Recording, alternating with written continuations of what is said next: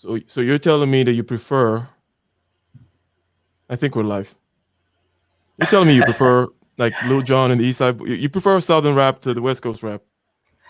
Yeah, I mean, the southern rap has this kind of creativity that's still a bit grimy. Hmm.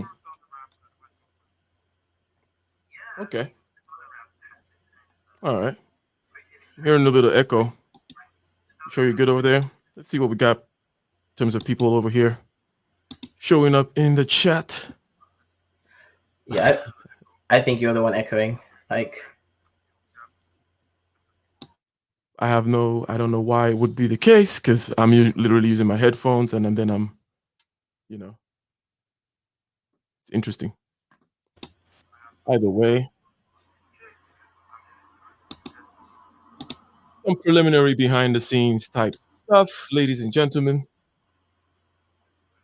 I can find my mouse cursor. Aaron B in the house. Don't forget to hit the like button as you come in, Aaron B. Do not forget to hit the like button. So, yeah, I think you're having like a quantum displacement where your other self is 10 seconds behind. hmm, okay. Let me see. Unless I'm logged in somewhere else, but I'm not because I don't understand why. It's interesting. Oh, okay. But you can hear me in real time, right? I can, but I can also hear your echo. That's interesting. I'll figure it out at some point. Let me see what I can do here. Play the splash. Let's try the splash, shall we? Let's splash it up.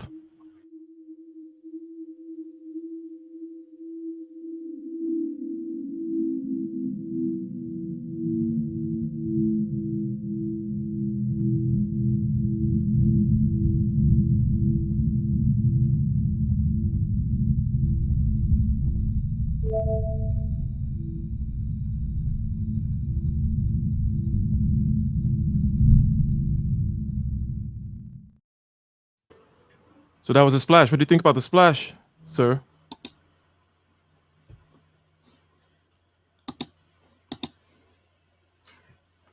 Can you hear me? I think it's cool, but you're still echoing. So I think let's use some logic, okay? So are you Mm-hmm. hooked to different microphones at the moment? Let me check. Your good point. Let me check. Let me use the selector here on StreamYard Audio. Rode. And do you have echo control on if you on the Wow. audio? Good, good, good. I do have echo control on, and I think that's I shouldn't. I should. I turn it off. I've turned it Okay. off echo control because it shouldn't be on if I'm using my headphones. Okay, so let's see if it's fixed. Still not Let's the see issue. if it's fixed. Let's see if it's fixed. Let's see if it's fixed. Is it still echoing? I think it has stopped.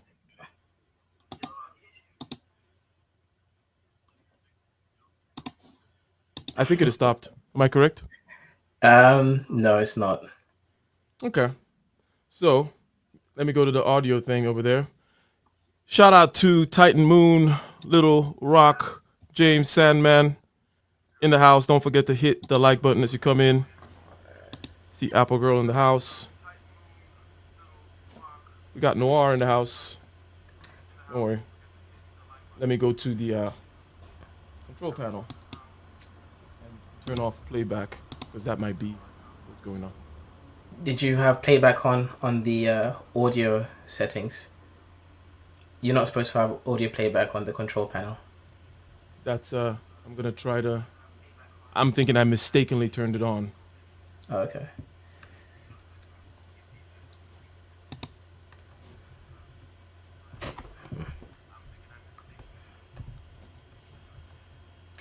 You might be sharing a screen, perhaps. Do you have your screen sharing with this audio option on? That's strange. Let me.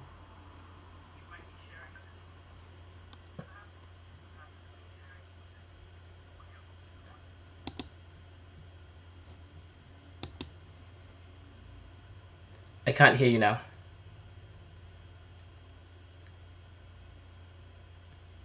Still not hearing So you. you can't hear me. So now you can hear me, but Yeah, hear me, but there's an the echo. echo. So, Now, is your screen sharing on?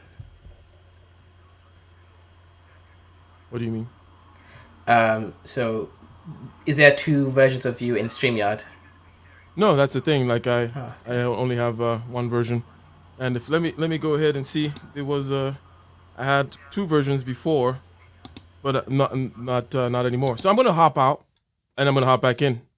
Ladies and gentlemen, we'll be right.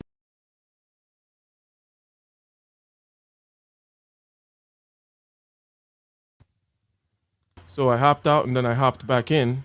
You hopped out. You hopped back in. yeah, I think we're back finally. We're back finally, but there's still an echo, but it doesn't seem to be as delayed of an echo. No, it's gone. It's gone. It's gone. It's gone. So, do you want to It restart the is stream, or gone. do you want to push it on with the echo? Do I want to do what? Do you want to restart the stream, or do you want to push on? Let's press on. There's no need there. Unless it's a huge botheration for you, because I don't really think that people are Well, hearing it. perhaps with the people starting who come in later don't want to go through 6 minutes of echo control. Yes, the people who come in later do not want to go through 6 minutes of echo control. People are asking, is that Noir? Is that Noir? Well, we'll answer it after the break. So I say cancel, reset, if possible, or if it. I think if you end the stream, you can't just go ahead and restart it. Cool. Then let's press on then. Uh.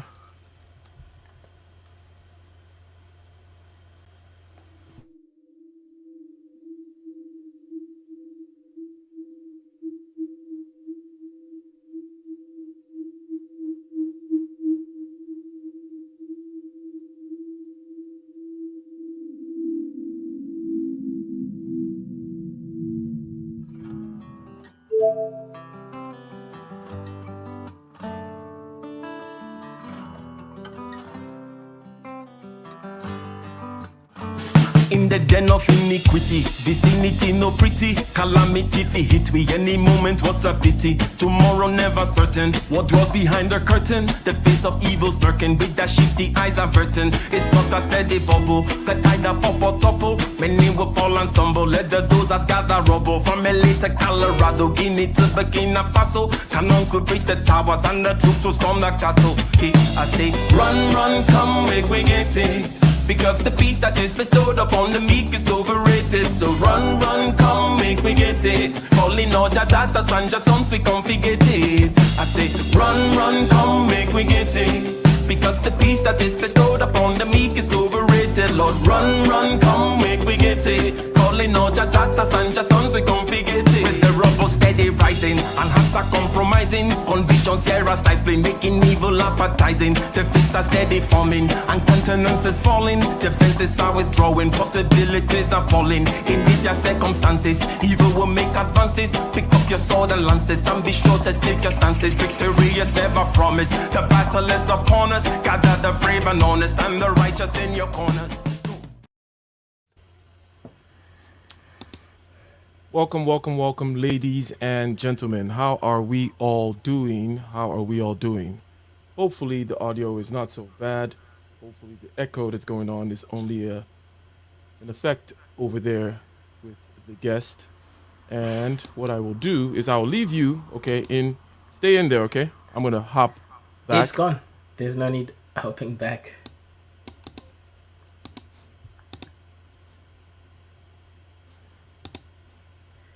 So thank you everyone for tuning in today. It's going to be an interesting show. Yeah. So you said that it's gone. Of course. Is it back now that I just came back? No, it's gone. It's okay, gone. good. Because now that I came back, I see the camera dimensions changed. It does the whole reframing thing automatically. Yeah. Why does it do that? You look like a movie from the 80s. Look like a movie from the 80s. Look like an Indian movie, like a Bollywood movie from the 80s. Yeah, all we've got to do now is drop and start singing. And I think it would be a pretty good Indian movie. Indeed, indeed, indeed. All right, ladies and gentlemen. So today, as the title suggests, as the stream suggests, we're talking about a play on words, rags to reaches. We're talking about coming from the gutter, right? The gutters of wherever the hell this Noir character came from, and reaching. He's still reaching. He's a young man. He is quite accomplished, but he's got some places to go. You may recognize him, from panels here and there, causing a ruckus, causing trouble, keeping things exciting. But today we're going to be talking about him. We're But going to not be quite as pointing. racist as Uncle Ruckus, just to put it out there. You're racist like Uncle Ruckus, you said? Not quite so much as him. Not quite so much, but you're pushing in that direction. Knowing certain things about the world makes you delve and walk down certain lines.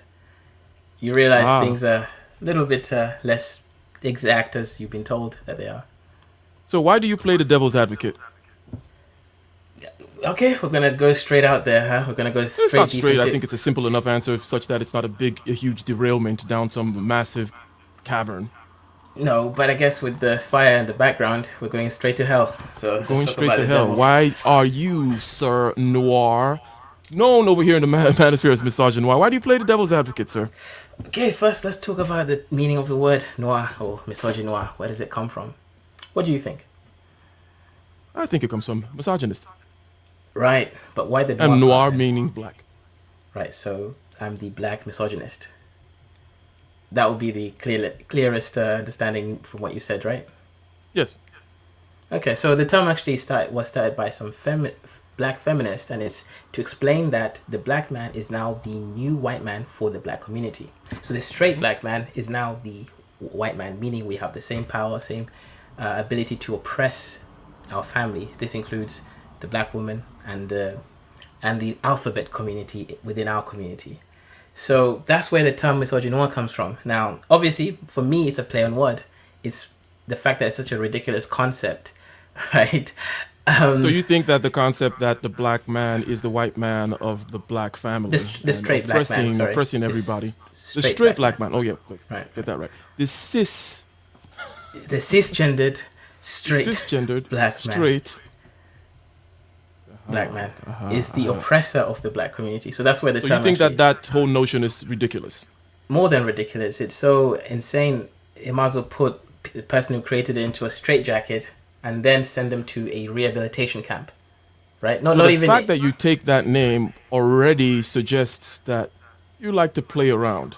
exactly, because it's not a clear terms, right? So people will be taking it from their own perspective. So if someone hates feminists, they will think that I'm a feminist. If someone is a feminist, they might think, this person is from the other side, he's making fun of us. So either way, there is no clear demarcation from either sides. Okay. Do you like to study people? I think that's the only way, or the only reason why I have reached to the position that I am right now, by studying people. Because people, as you know it, people have groups, social constructs, right? They create games. And by creating a game, you obviously have to exclude people who can't play the game, who are not very good at the game. Am I correct? Mm-hmm. So studying people, you realize that a lot of the times people just create this exclusive games, exclusive, hence why the term exists. It doesn't include you in it. And then you have to study people to kind of figure out how these systems act, how they are managed, and you realize a lot of the times it's unfair. Some people, they just choose to kick them out of the game just because they're not useful to the rulers of the game. So studying people is a great way to kind of learn how the world works. Okay. So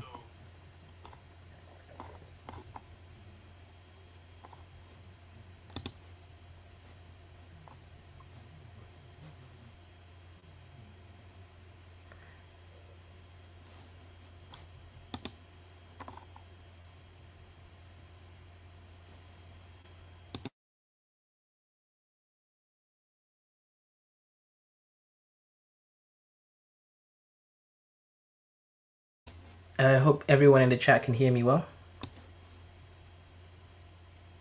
Please put a 1 if I'm audible.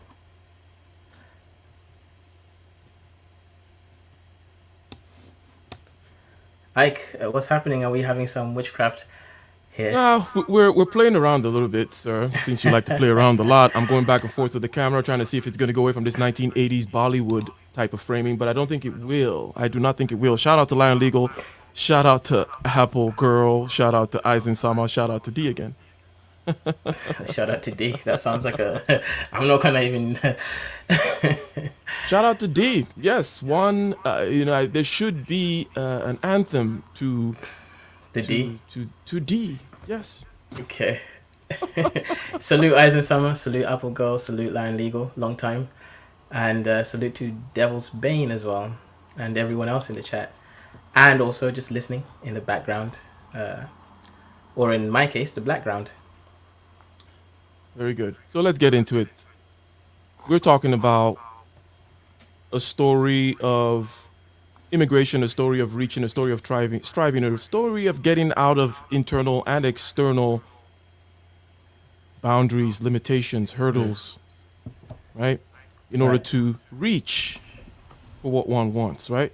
So, Right. what is your background, sir? Like, where exactly are you from? What shithole country in Africa are you from, sir? I guess you and Trump share the same We're making America great again. One. one saving one guy from a shithole country At in a time. Africa again at the time, huh? Yeah, okay, yeah. So it would have to be one of the East African countries. It would have to be precisely the great country of the Maasai people, you know? The greatest The country in great the world. country of the Maasai people. Can anyone guess where that country is? Yeah, I guess there's two that you In could the think chat, Doug, Eisen, Lion Legal. What's the great country of the Maasai people in East Africa? Or are they restricted, or are they geographically restricted to one country? of. No, multiple countries, at least two. At least At least two, but you're talking about the great one. Exactly. Ah, Amazed guessed it correctly. It's Kirenyaga. Kenyaga. Yeah, Kenyaga. That's the country's name. So the country actually was named by the Queen of England. However, she named it after a Kikuyu mountain, Mount Kirenyaga. So that's where the term Kenya actually comes from. So, yeah, so now you know. So the question here is, how did I come from a shithole country and go through the shit and find myself out of it, climbing through it, swimming through it, breathing it, not eating it. I didn't go that far. All the way into this life. Am I correct? So, can you describe a little bit of the poo here that we're talking about? What sort of deprivations besides the fact that, it is not, let me not say where it is not, because that would describe perhaps a little bit more of the journey. We're pushing it far ahead, but what is the nature of let's say the deprivations in terms of you growing up, obviously with context, you now looking in hindsight and so on and so forth? Right, okay, so I'll start off with the beginning. There was one time that I do remember, I may have been 5 or 6 years old. We were so poor to the point where I was so malnourished that I had to eat the wall. The wall of the house. The paint, No, the actual wall itself. The actual wall. it's the cement brick wall. Is it wooden wall, gypsum board? What are we talking about? Okay, it was cement or some form of cement mixed with some rocks. Right. So what happened here? I guess the science is that obviously if you're malnutritioned, your body's going to seek certain elements or compounds. So of course the wall, you're going to find some magnesium, some calcium, depending on the plasterboard, whatever is made there, and other kind of minerals. So, in my 5-6-year-old mind, I must have thought to myself, I smell something. So it's more like an evolutionary mechanism to seek those kinds of minerals. So for some reason, the wall smelled good. Yeah, I was, like in those movies where you start to imagine your friend looks like a burger or something. The cartoon movies, you're in the desert. You start imagining you see there's a guy next to you, but you're seeing some meat, with a a white bone with some red meat over there, and then So let's say in your case, Solo TV 84 turns into this nice looking burger, and your eyes just start lighting up, and then some other guy, friend of yours out there, start looking like a nice drink of water, like the one you're holding there, right? So that's exactly what happened. In my mind, I must have thought that the wall was the tastiest thing, so I was eating it, and that was a huge sign of malnutrition. So you might ask, well, how did I get into this position? How did a 5-year-old allow himself to be so deprived that he had to eat a wall to survive? I would assume it's not necessarily your fault, or did you do something to put yourself in that position? I mean, I was born, and in my understanding is I chose to be born at some point. If you go back enough, I believe I chose to be born in the conditions that I chose to be. So I see life as some form of game that we all choose certain. It's almost like a character profile when you start a game. You choose the boundary limits. You know, maybe you chose to be 6'4" tall. You chose to be light skinned. You chose to have a cool beard. Yeah, I chose other things. So my starting place was the wall eater. So I chose the cool stuff. You chose to eat walls. literally. So, anyways, now the reason this happened is because actually my dad got laid off work. But instead of telling us, hey, I don't have work anymore, he pretended to go to work every morning by putting on the suit, yet he was going to somewhere else with his friends, enjoying themselves. So the rent wasn't paid. How did he lose his job? Do you know? Was it economic conditions or so on and so forth? Or how did that happen? No, actually, this guy was one of the few people with a degree in marine biology with a master's. And that, you can imagine at that time, there's only like 2 universities in the country. So he had a pretty prestigious position. He was a managing director of the water and aquatic lifestyles. Pretty good director position, job. He lost it due to negligence and addiction. So I guess part of what he was doing every morning when he put on that suit was to go indulge in his addiction. Exactly. He went indulged in alcohol. This is one of the reasons why I don't really partake in too much drink. Not because I think I would become an alcoholic. I doubt that will never happen. But because I do think that if I like something enough, I might do it to my detriment. So this is how I usually kind of control myself in most things. I tend to have a control of how I interact with anything that has hedonistic pleasures. So I don't spend too much time watching anime because I'm a nerd. I don't spend too much time even doing sports because I know I'm going to love it too much that I might think I'm going to become the next David Beckham in football or something, and that's not really possible. So I try to control the pleasures that the world has in order to not get too close into this whole sphere. So, and by the way, let me see. Perhaps the shifting of the frame. I hope the shifting of the frame did not cause a loss of focus. Maybe it did. No, not too much. Not too much. Okay. So, you are in a state of deprivation. You're so malnourished that the wall starts smelling good. And you're eating the wall at 5 years old. So I think this is a good description of the situation that you're coming from, right? And, okay. And people are acknowledging in the chat that that's a smart move for you to make, to not indulge in things that you might like because you might get engrossed in them and lose yourself. Exactly. I mean, wisdom is something that is not taught. You can't teach wisdom. It's something that you have to experience something in life for you to inculcate that knowledge into practice. Because knowledge is knowing, intelligence is knowing what to do. Wisdom is integrating the both of them into some action. Some suffering? Do you need some suffering to get to the wisdom? 100%, right? Suffering is one of those things that kind of helps to refine your spirit or your soul. If you don't suffer enough, what happens is small perturbations, so small changes in life that are negative will destroy you because you've never experienced longevity of lack. So small issues are just going to roughen you up a little bit. Suffering allows you to understand that conditions are not eternal. Because if you suffer for a period of time and then you realize, I'm not suffering anymore, it already allows you to kind of immediately start to think and ponder, okay, so suffering exists. It's not forever because I'm clearly not suffering now. So next time you're in a situation of suffering, it gives you your mind that openness of, okay, suffering may not be eternal. And that non-eternal aspect of suffering is what really drives the spirit to be refined. So is this particular idea of wisdom one that is bound with a stoic point of view? In other words, if you were not someone that, and I'm guessing you're somebody that kind of espouses a little bit of the stoic philosophy, right? And you're saying, well, suffering needs a wisdom. Is that a stoic bias? It's not completely stoic bias because a bias supposes that you are doing it only because it is the way you prefer or your mind has a certain affinity towards it. I wouldn't call it a stoic bias. I would call it the truth, right? and there's a reason why I say this, right? Stoicism allows you to almost not suffer too much, but sometimes it might also put you in a path of not enjoying enough.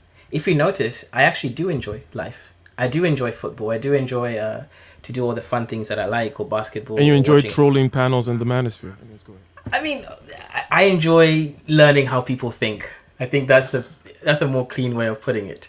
But but yes, I do enjoy certain things. Trolling is one of the things I enjoy. The reason why I enjoy trolling is because trolling brings out certain things. If you notice, when I did come into the manosphere, I did drive the conversation forward. Would you not agree? I agree. Anyways, I'm not gonna say. I was about to say, well, I agree, but I blah blah blah. But it is Right. factually true. It is factually Right. Because here's what I tend to see without trolling involved, right? And I'm talking about slightly higher level of trolling. If you're in an environment where everyone is happy, everyone loves each other, everyone is friends, you are going to be unwilling to share the truth because of fear of causing friction.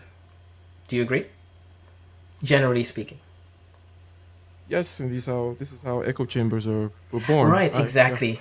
So if you keep having and indulging yourself in echo chambers, guess what? You're not willing to consider the alternative perspective. And if you're not willing to consider that, then you end up actually being blind spotted on certain issues which you could actually see more and even have better arguments against. So one way that you refine yourself is by exposing yourself to that which is detrimental to your bias, which is why I said it's not a bias. I don't have a bias towards stoicism. In fact, I'm not even a stoic because I do enjoy life more than what a stoic does. A stoic could try to control it almost eternally. I control it when I think it's going to. I put the brakes on if I think I'm going to crash, but I don't drive slowly. Nor do I drive at a slightly fast but not so fast. I'll drive anywhere before I crash. So meaning I'll drive almost as fast as the almost maximum speed. Sometimes I might just control the frequency that I do this at. The stoic will try to find a more general sense of safety and equanimity, as you always put it. Excellent, excellent, excellent. So, we shall revisit this aspect. But here you find yourself in Kirinyaga? Yeah, Kirinyaga? Kirinyaga. Kirinyaga. Yeah, that's it. Pronounce it the Kenyan way. Kirinyaga. Kirinyaga. Kirinyaga. Yeah. Kirinyaga. Kirinyaga. It comes from the Kikuyu people, which is a Bantu tribe, mixed with a bit of Nilo-Cushitics in there, but most East African tribes are at this point. And they are. Are actually you a Bantu or are you Cushitic? Am I a Bantu or am I Cushitic? Father side has Cushitic roots, and Bantu roots, and my mother is Bantu, so that's why the whole family looks different. Some of us look more like you. Some of us look more like me. So. You don't mean they're albinos, right? No, I mean just light skinned. I don't really consider albinos as a Human separate... beings? Of course, they're humans. You know. Do we have souls according to your mythology? Of course you do. You're born from the earth, the mother earth. So you would have some souls. I'm guessing. I've never seen it. I can't prove you have a soul, right? To be honest, I don't know. If I'm honest, I don't know if albinos have a soul. But I don't know if anyone has a soul. I'm also a cogito ergo sum person, meaning I think therefore I can only attest for my own existence and my own potential to have a soul. You guys, I can't really do that. But you meaning anything that's external to self, not albinos. Okay, so you are this Bantu kid in Kenya. Things are falling apart. You're about 5 years old. You've painted a picture of deprivation for us, which is quite good. I think that one of, and I've never heard this one before. Okay, this is a good one. Eating the wall. So starved that you're eating the wall. The wall smells good. Probably smells a little salty. Probably tasted a little like Man. maybe you got the limestone. You were like sucking the limestone juices out of that cement. You're like, Man, you know how they talk about traumas, never leave you, right? I can still imagine and remember that the taste and smell of those walls is amazing, because it just literally is amazing. You must have remembered this one. You know when it rains, right? Back in Africa. And then the rain hits the floor, and of course this causes the dust to come up into the air. That's the kind of smell that I was having, right? Oh, yes, I know that. I know that smell very well. I need to- Exactly. It's a You go back beautiful. to that. You guys have delicious- red earth over there in Kenya, or is it? No. In some places we do, some places, Okay. but it's not common. But yes, the red earth. In fact, the red earth if you eat that stuff, I mean, it just tastes so good because it has all the nutrients inside. But I did not eat that because I wasn't near the red earth. I was living in a metropolitan city, so the only thing that was close enough to minerals was the wall itself. Okay. So what was the story of immigration? Because I think we all detect an accent other than the Kenyan one in there. So at some point, you left the shithole, the cement hole, and you went somewhere else. Yeah. Okay. So this is an interesting one. The first thing is I actually had a dream. Yep. Me and the king have a few similarities, although my dream's a bit different. So when I was about 6-ish or so, I had a dream. I had a dream that I went to America. Right. I was having my afternoon wall, sitting there enjoying my afternoon wall. Then I had a nice nap, and I had a dream. In this dream, I was dreaming that I was in this particular house in America. Right. Now, obviously, I didn't know what it meant. I only thought the rest of the world with Wazungus was America. I didn't know that UK existed, or Germany, or France. Or rather, I didn't have a good understanding of the existence of such places. Muzungus, for the audience, would be the white man. Yeah, I dislike saying that term, so I use Wazungu instead. Okay, go ahead. Right. So, yeah, I had this interesting little dream. I was there in America, in a nice snowy area. I knew it was America because of the snow. I know the only places in Kenya that snows is obviously the mountains. And I was like, I'm not going to live in a mountain. Not sure why I would have a dream about living in a mountain. Doesn't really make much sense to me. So the dream basically was that I went to the States, or the outside of the country. And I was so excited.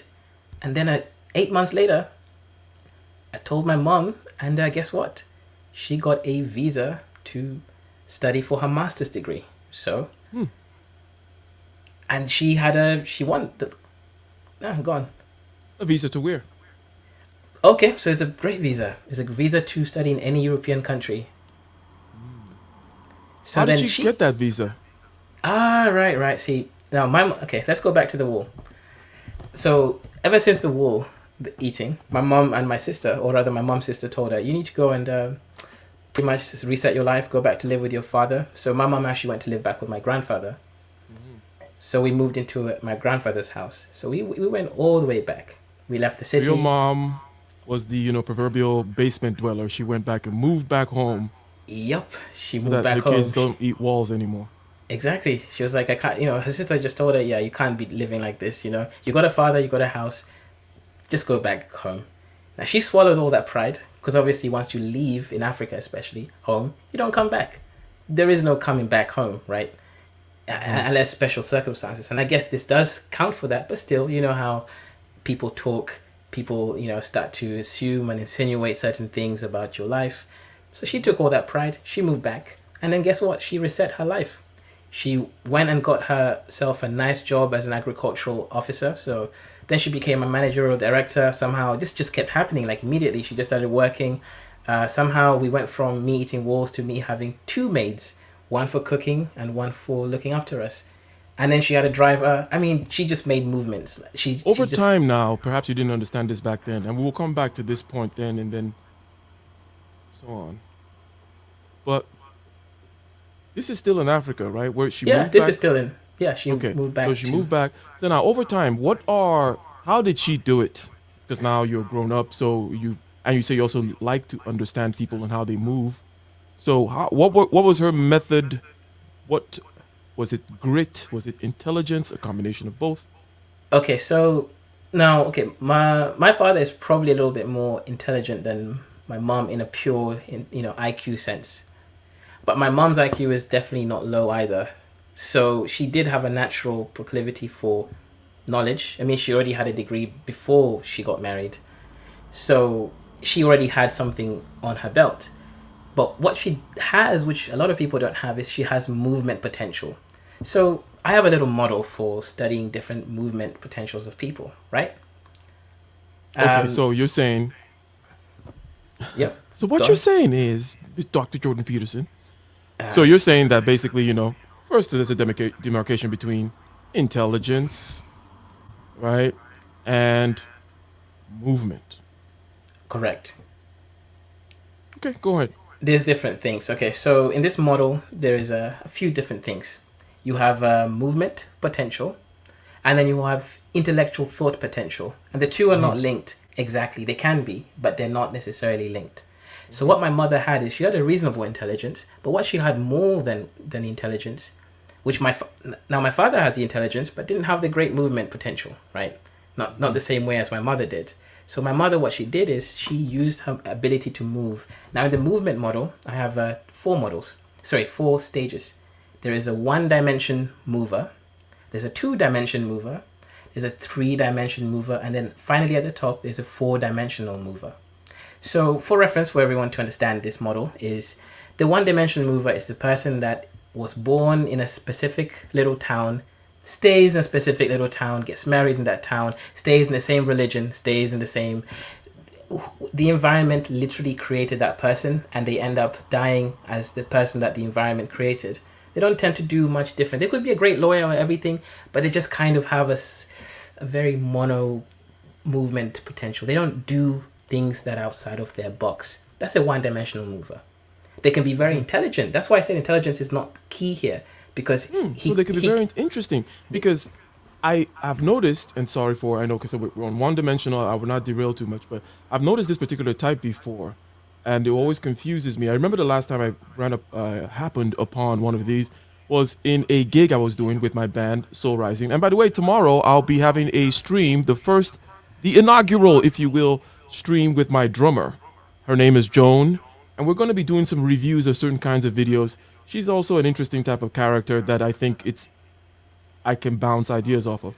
However, so we were at Lompoc, California. Some of those who live in California would know that Lompoc is in the middle of nowhere. And we show up there, we do our gig, we do our thing, and as it tends to happen, we hang out with some of the locals afterwards, having a good time. And there was this guy that was talking about the big world out there, as though we were from Mars or something. Okay, we're just from Los Angeles, right? And he is talking about not leaving Lompoc, or not having left Lompoc for years and years, right? And he was born there, and he's talking about opportunities or the lack thereof. And I was just like, well, there's a train, there's a bus, there's the Greyhound, there's schools that you can go to outside of Lompoc and so on and so forth. But for some reason, he just was trapped there. He looked at me like I was crazy when I was saying, like, I was looking at him like he was crazy, and he was looking at me like I was crazy. Like, he was born there, he was shaped by there, and he never left there. So that's your 1-dimensional mover type, correct? Exactly. See, that reference there is perfect, because it encapsulates that. It's not related to how intelligent they are. They could be the mayor, they could be literally the best chef, or anything that requires a bit of thought process. Nope, it's an ability to move and understand movements and changes across time. So the 1-dimensional mover is a person that is restrained by their environment immediately. They have a lack of perception of time and how entropy or changes occur and how that can relate to them. So they're stuck literally in 1 dimension. They can literally just move according to what they're told that they can do. This is a person, now not necessarily, but this is a person that sometimes will tell you, I need to see a black man in this position in order for me to go for that position. There you have it. I've always been very confused by that one. Let me ask the chat something, okay?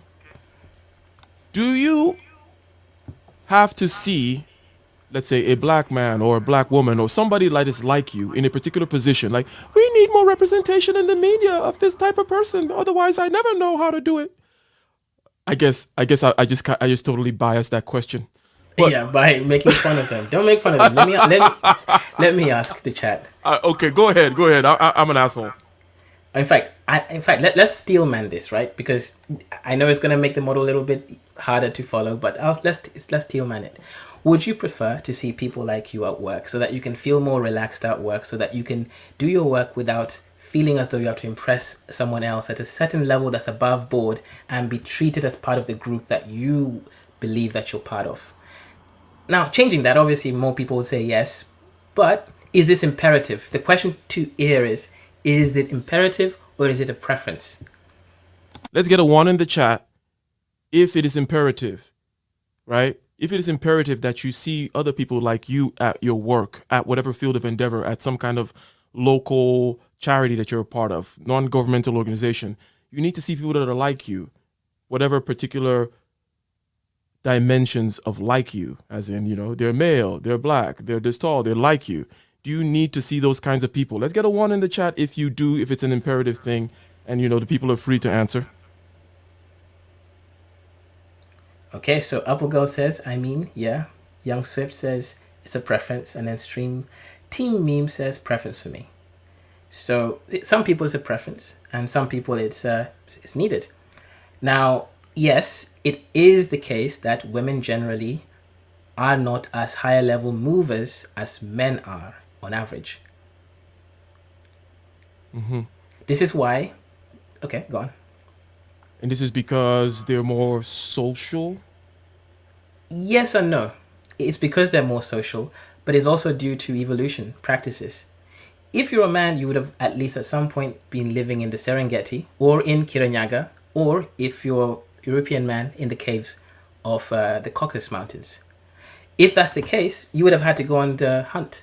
The process of hunting requires you to make two-dimensional movements. You have to go and seek something that you're not sure that you'll get. You have to find creative solutions to chase something in the real world that you're not assured of success or victory. Women were more socialized for creating a nice, comfortable environment for everyone to live in, sharing, management, which is why they're just as intelligent, if not actually a higher IQ than men on average. Interestingly speaking, women are technically higher IQ on average than men are. But Stop and say that again. So women are technically what? Yep, women are technically higher IQ on average than men. Yes, you're gonna find yes. more higher IQ women on average than men. This is a fact. And this is we're why not talking about what the distribution looks like. We're just talking about average. No, just average. Yeah, this is just a mean, right? So women. However, so one dimension, you're nesting, you're bound by the like environment that is like you, people that are like you, modes of behavior that is like you. 2 dimensions, you're more comfortable moving into the unlike, the unknown. So far, Exactly right. So the 2-dimensional thinker is going to be, let's say, for example, mover, not thinker. Yeah, mover. Let's leave the thinking for now. Let's leave that for the Einsteins out there, right?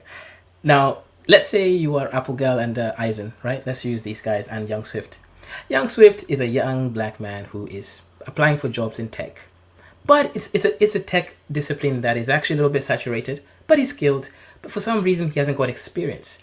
He keeps getting no, or just no responses because the market is tight. And we just had a pandemic, so they're not hiring right yet. Now, Young Swift continues to think to himself, well, I don't have to live in this town. Maybe I can just move town. He moves town. A little bit better, he gets a few more interviews, but still doesn't quite land a job yet. So he thinks to himself, what place could I go that the market isn't so demanding? Young Swift decides to go and move to Saudi Arabia. It's a nice budding town of tech. They have so much money and they're willing to bring everyone from America because they obviously see their degree as being a little bit better. And he has more opportunities because guess what? He's got all the skill. Young Swift says to himself, this is now a 3D mover. I don't need to stay here. I don't have a wife. I don't have kids. And my family, I don't need that constant reaffirmation from them day to day. So Young Swift says, this is a good opportunity. He takes the job and then he thinks to himself, I don't even have to live in Saudi Arabia. I'm just here to gain the experience so that I can demand market value wherever I live. That's the 3-dimensional mover. Okay. And we'll reiterate the 3-dimensional mover. Since you mentioned Saudi Arabia, something just came to mind because my mom was also at least a 2-dimensional mover. Well, she used to go to Saudi Arabia, right? Right. You have these leaves from her work in United States or in Nigeria. Right. And she would go to Saudi Arabia to work because you have seasonal jobs there. Because if you know anything about Saudi Arabia, they don't like to do anything. They like to import all kinds of Yep. work.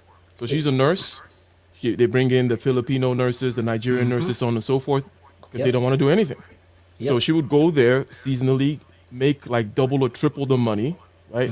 And then come back after the leave. So she would take leave strategically to go somewhere to go work, and then Yep. come back. She also did the same thing in England.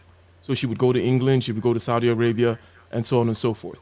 Now, you're saying that the three-dimensional mover, not only are they going to go to the unlike, but they look at the unlike even as even just another phase, a stepping stone for other possible. Exactly. They're not even limiting the. They're not looking for. I just need to get this. Okay, have you had that term? And I find it so low level and atrocious, and I cannot stomach it every time I hear it. Money doesn't make you happy. And yes, I'm shaming you people out there listening to what I've just said. I've done the Aiken thing that he did earlier, shaming you guys. Money doesn't make you happy. Well, only okay. Well, money. Of course, money doesn't make you happy. Nothing by itself makes you happy. This is a known thing when it comes to wisdom. Now, the 3D thinker. Now, this is now thinking. We're just comparing the two. The 3D thinker will not think that money will make them happy. The 3D thinker will obviously know money creates opportunities for you to do things that you otherwise couldn't do, and more opportunities will come and flow from it, some of which will generate more happiness and pleasure because you can do more with what the world offers. It literally opens up and frees the potential things that you can engage with, some of which will make you happier. Some, of course, will make you unhappy too, depending on how you use it. But money is just something that opens more doors. So you can't say money doesn't make you happy or it makes you happy. It's just a known that money opens doors for you. So the 3D thinker is thinking, well, I want more money because, well, even if I'm sad in my room, at least I'll be sad in a house instead of homeless on the street. The sadness will still exist, but because there's another assumption that somehow money will make you unhappy, which is also ridiculous. You will always be unhappy because you're a human. 100%. Or people say, well, look at that guy. He's rich, but he's unhappy. It's like, well, Everyone exactly. is unhappy. Everyone is unhappy because they're human. Right. Exactly. And then the I'm ones not who are happy. give taps to Coach Greg Adams. Anyways, the people who are truly happy are the people who understand that happiness, it cannot be forced, nor is it eternal. Happiness is a state that is temporary, like all human states, and it's a good thing that happiness is temporary. Because imagine if your brain had an issue whereby it couldn't detect the difference between good feelings and bad feelings, and you're stuck in one zone. It would be unbearable. So it's actually a good thing because you see, human happiness is based on emotion and chemicals that obviously determine those emotions. So imagine if your brain was stuck on the wrong one and you had this horrible brain condition that somehow it confused the good feeling with the bad feeling, and then you were just eternally in a horrible state. I think this is the case for some people. You need to be able to determine hot from cold, remove your hand Exactly, from the stove, move right. towards the so on and so forth. Yeah. Exactly. But it's all based on equilibrium. There is some kind of standard of calibration, but there's also a room for equilibrium.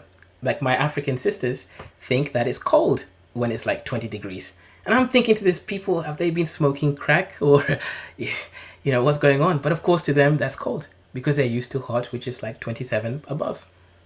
So there's an equilibrium aspect to everything, and happiness is one of them. So the happy person understands that. And ladies and gentlemen, those of us in the United States, he's talking about Celsius, centigrade, if you will, not Fahrenheit, when he's talking about 27 and 35 and such.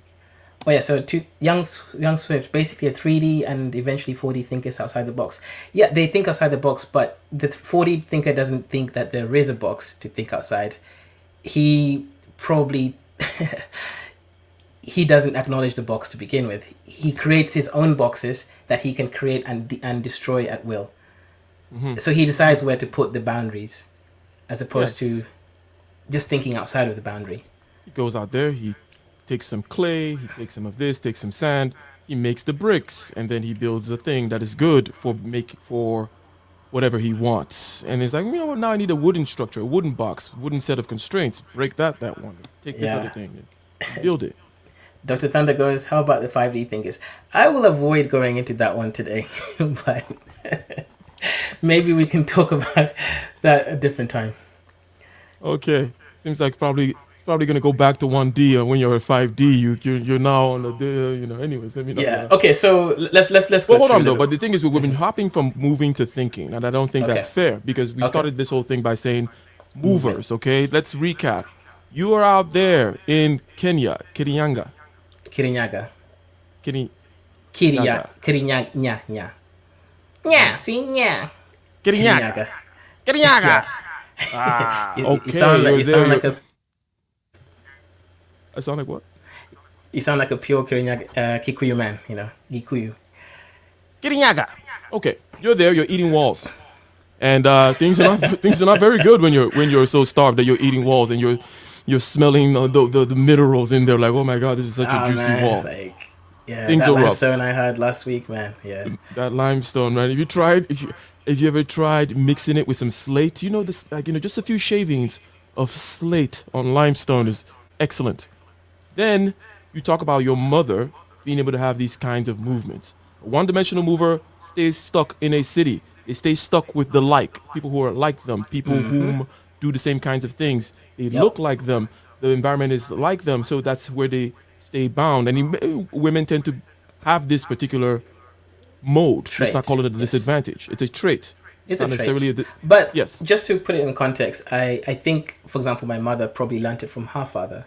Her father was extremely high level mover, probably 3-dimensional mover. This guy was an orphan, and in Africa, being an orphan means you're a slave, literally, because you live with a family, and then obviously you do all their chores and everything. So for him to have educated himself to the level he did, becoming the education officer of that whole state, and then that whole kind of movement there is pretty big, because his brothers and sisters are still living on welfare right now. Welfare meaning for my mother. Right. I see. So, and you mentioned that the thinking and the movements are independent. Independent, not linked at all. Okay.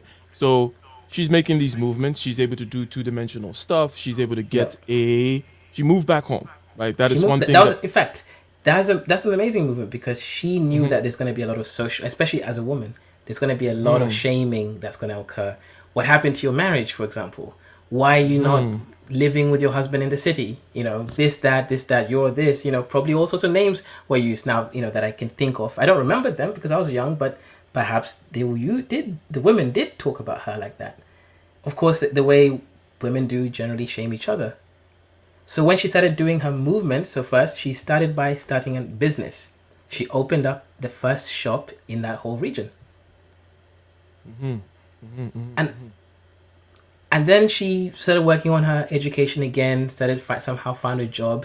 And she's very authoritative. So she knows how to speak to anyone. In fact, she's the only person I've seen who can speak to grown men who are old, and they respect her and do what she says. I still can't do that. Not quite the same way as she does. She demands respect. She's not like she's not unruly or masculine in any kind of way, which is a funny, weird thing. But she demands respect. The way she talks with a very entitled sort of personality. In fact, if she was in America, she would be the super Karen. She's a super Karen. Okay. Now, this is an interesting little thing you mentioned there. You said speaking with entitlement. Yes. This takes me back to the aristocracy. Is there any kind of aristocracy in her background? Yeah, so she's from the Wanga kingdom. She is related to the Wanga king. So, of course... Do you think it's related to... Do you think the way she talks is related to that? I think it could be, because even the people who we lived near, she always sort of held herself at a higher standard.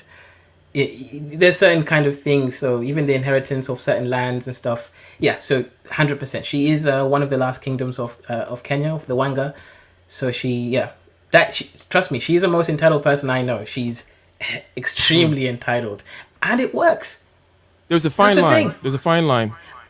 Because she's competent. That's the thing. Exactly. So here's the thing. When you're raising a prince, okay, Now I'm from a royal family myself too. You have to.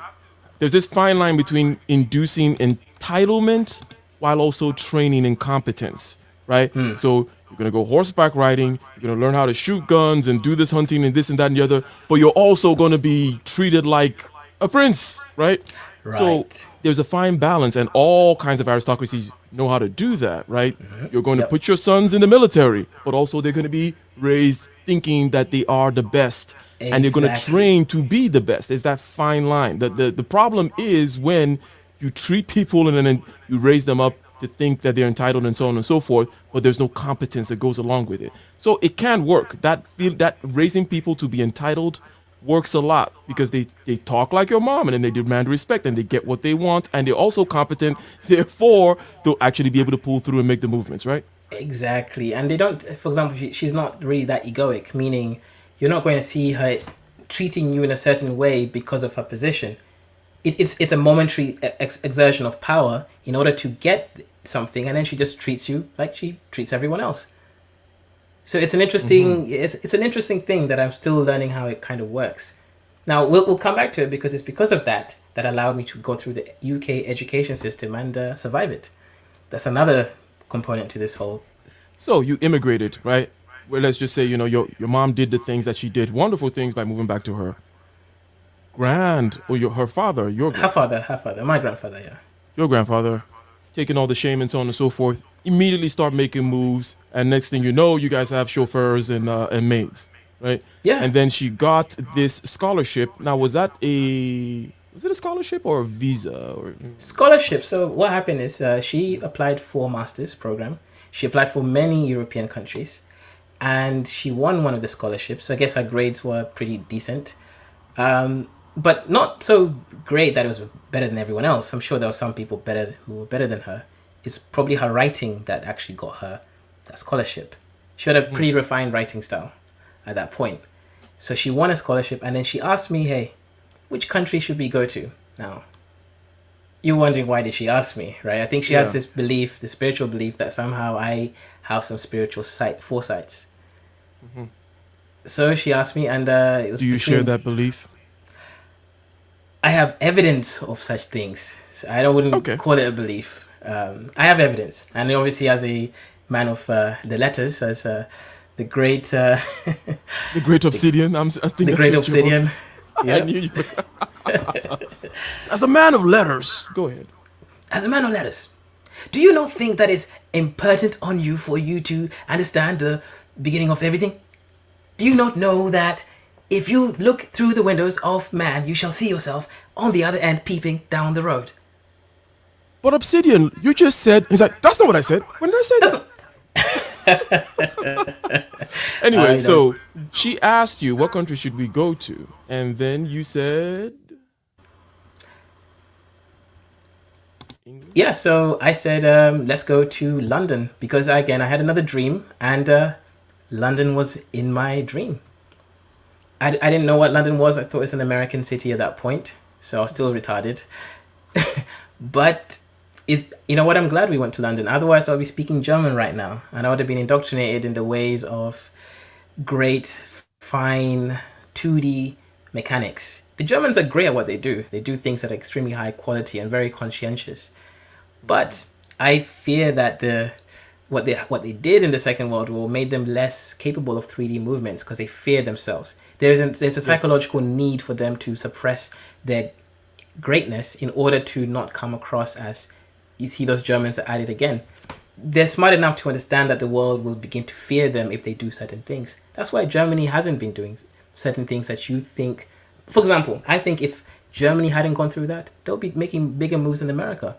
It's mostly a psychological thing that they are refusing to engage in that full dominance of the world. They have all the capable intellect. I mean, Germans are the original philosophers of Europe. I mean, forgetting the Greeks, but who cares about them, right? So, yeah, I'm glad we didn't go to Germany because I would be a far more refined young man.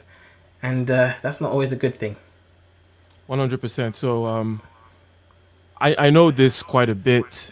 You know, I do deal with Germans from time to time, And one of the main differences that I noticed between them and the Americans is that they are very much into Germans, that is, getting everything right, buttoning everything needs to be buttoned down, and it needs to be done this way. The procedure, the process, and no, there is nothing outside the process. The world does not exist outside the process. Americans are like, okay, just give me the rough rundown of the process. Oh, okay, what's the goal of the process? What am I supposed to know? Blah blah blah. They're like, no, no, no, no, no. You need to check all these boxes. Did you check box A5 and blah blah blah? Americans are just like, what? But I got it done anyways. Or I'll figure it out. That kind of a thing. Americans are more into the chaos, if you will. So you're saying that chaos is important because chaos is that thing that makes you see that room to move in the next dimension, right? Whether you're going from 1D to 2D, you're moving into the chaos, into the unknown. Going from 2D to 3D, you're moving into more chaos and more of the unknown. And perhaps our guest just dropped off. And I think that we've had a couple of super chats that I have missed. So while he gets back and or before I continue, let me go ahead and shout out the super chatters in the house. I think that the first was Red Sings the Blues. Let me go ahead and share that one. Let me see here. Sir Red Sings the Blues. Thank you, thank you, thank you very much. I am quite appreciative of your support, sir. Go ahead, for those of you whom have not subscribed to this young man's channel. He is on his way to being the next Joe Rogan. That is his goal, and he is going to substantiate that. He is going to make the move such that he gets there. And I see here that you're still struggling with your English internet. So the next super chatter we have here in the house is whom? Scrolling down over here in the StreamYard, I believe this is Mr. Eisen Sama. Mr. Eisen Sama on the screen. Is your internet back, sir? Mr. Noir? Okay. So, Mr. Eisen, thank you very much for the $5 super chat. And Mr. Eisen says what? He says, for the content, Aiko Gammon, you're lighting candles now? God. That's a lot more than a candle. That is the fire of Prometheus there, sir. Now, I know you can see it. That's more than a candle. So what else we got? I think we have a couple more super chats. And wow, now we're bringing on the big money. Dorian Fitness, thank you very much for the $50 super chat. Thank you very much. It's very much appreciated. Thank you for supporting the content. And I have another one here from the African Millennial. Mr. Noir, are you back now? Can we hear your voice or no? Yeah, I'm back. Sorry. Can you read what was that? What's your excuse? What's my excuse? That's Ethiopian internet, as you know. Ethiopian internet, not the Kenyan internet, right? Because the Kenyan internet is better. No. Kenyan internet. In fact, I'm a Kenyan supremacist, right? So, okay. Kenya. Let's just say Kenya's going to be doing a lot better than the poop hole it used to be. Now, the Kenyan internet is actually pretty good. It's better than many places in America, and Kenyans are doing big things when it comes to mobile money transactions and crypto scene. So let's just let's put that in there. So what we got on the screen from African Millennial. Thank you very much for the $70 Canadian dollars. That's slightly higher than the US dollar, I believe. So big pimping and balling over here from African Millennial. Thank you very much. Do you mind reading what she says? Yes. African Millennial says, I'm not an engineer. Am I a failure? Ha ha ha. Well, I know why she put this. Anyway, guys, everyone check out her channel. So she's a content creator as well on this YouTube street. And you know what? She's the kind of lady that many of you guys might want, in the sense of she and her people promote certain things that are good. She's, an African lady, has a certain amount of, the ways she carries herself. And she's not being westernized too much, I think. So I'm not an engineer. You her agent, by the way. Eisen Sama, you heard that? Yeah, they're directing you to go simp over there on African Millennials channel. But anyways, go ahead. Yeah, Eisen Sama, if you're looking for feminine women, as long as they have African in their name, they're good. The other ones I kind of test for. No shade, no shade. So okay, now the reason why Miss Millennial is writing that is because there's an expectation when it comes from African parents. One is you can either I be see. successful if you are one of three things actually, although two of them are a little bit more. You must become a doctor. In fact, my mother wanted me to become a doctor. There's a reason why I didn't become a doctor, or a lawyer, or an engineer. Maybe an accountant if you fail at any of those other two things. But pretty much that's the only thing you're allowed to pursue for. Of course, each parent has to accept that their child is a musician if they become one. But that is typically what you are allowed to think about doing. So you're not an engineer, are you a failure? Well, I hope your parents don't believe that. But you're an accountant, aren't you? You do accounting on these YouTube streets. So that's good enough. That gets my approval. I mean, I do music, and even the fact after I got my engineering degree, or while I was getting my engineering degree, and so on and so forth, the fact that I was doing music, or doing it at a certain level where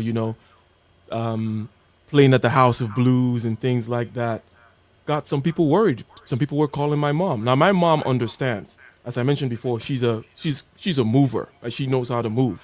She was in Nigeria, taking jobs in England and taking jobs in Saudi Arabia and doing those kinds of things. So when she knew that it is possible to walk and chew gum at the same time, right? So she wasn't worried about what I was doing. But we had people calling her, being like, I saw your son doing music. And this is like years and years ago, right?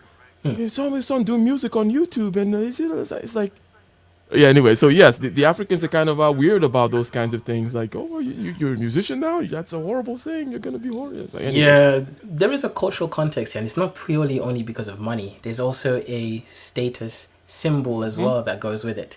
In many African countries, musicians, although they used to have high status, such as the griots would have been those who kind of propel certain narratives, basically the history of the land. They were held in certain high status symbols.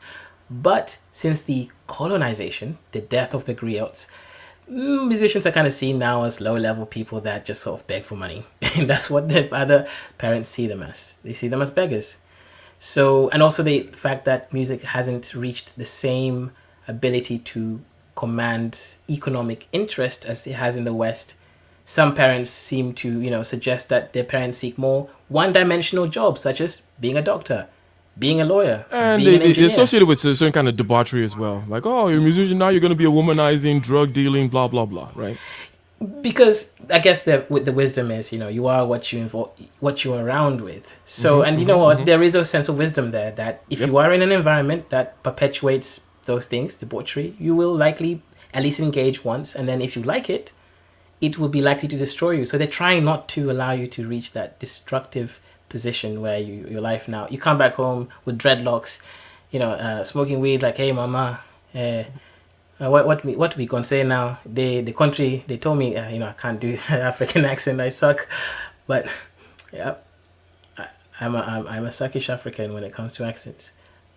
I see. So now she got that scholarship/visa. You said, let's go to London, okay? And then how old were you when you guys moved to London? And tell us about the immigrant experience. Now, I made this video called, I forget what it's called right now, but basically it's about the inferiority and superiority complex of immigrants. I think that's actually what it's called, the inferiority and superiority complex of immigrants. So as an immigrant, you immediately come in and you find yourself to be a minority. Minority Correct. in terms of number, minority in terms of culture.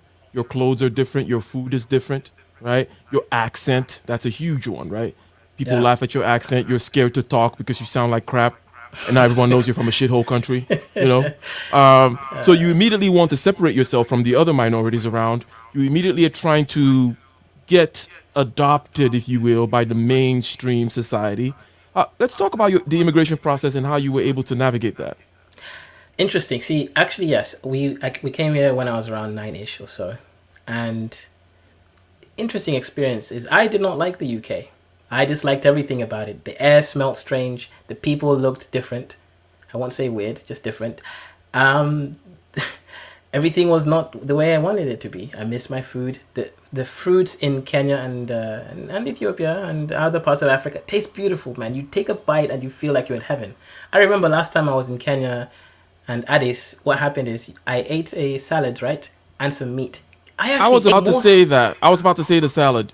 Look, Young Yes. Swift, Greg, Eisen, we're not kidding. Yes. Okay, we're not kidding. You eat a salad. It's a salad. And You recognize you're yes, like, that's an onion, this is a tomato, but it tastes like nothing you've ever tasted in the United States.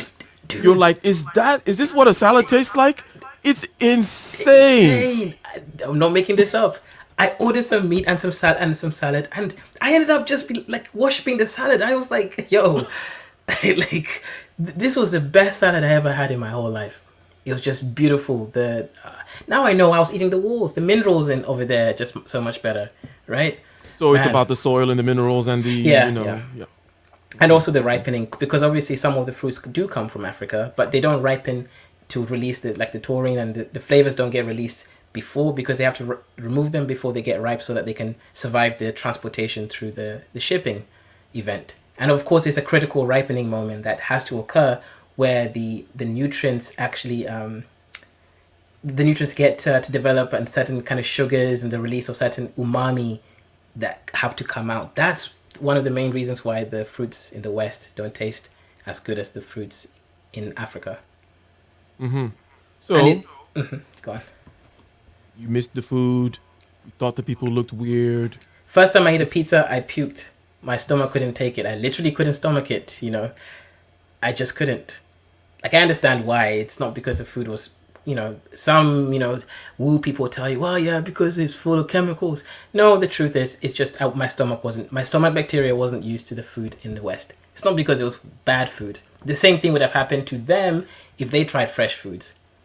So I just want to make that very clear. It's just the fact that it's a different diet that because your body Yeah, the has two bacteria. things, there's a difference, and then you're talking about the objective difference of actually having certain nutrients, the ripening Yes. process, and so on and so forth. But then there's Right. this other one, which is based on where you're Exactly. coming from, so on and so forth. Yes, exactly. Yeah, so the two are true. The food in Africa is obviously better for you if you can afford to eat the food, not the wolves. And then there's also obviously there is also the fact that you will suffer the puking because of the difference, not because one is good or one is bad. So yeah, So go ahead with your acclamation. okay. Using big words, come on, Ike. Some of us here like to use more simpler statements like my proclamations here.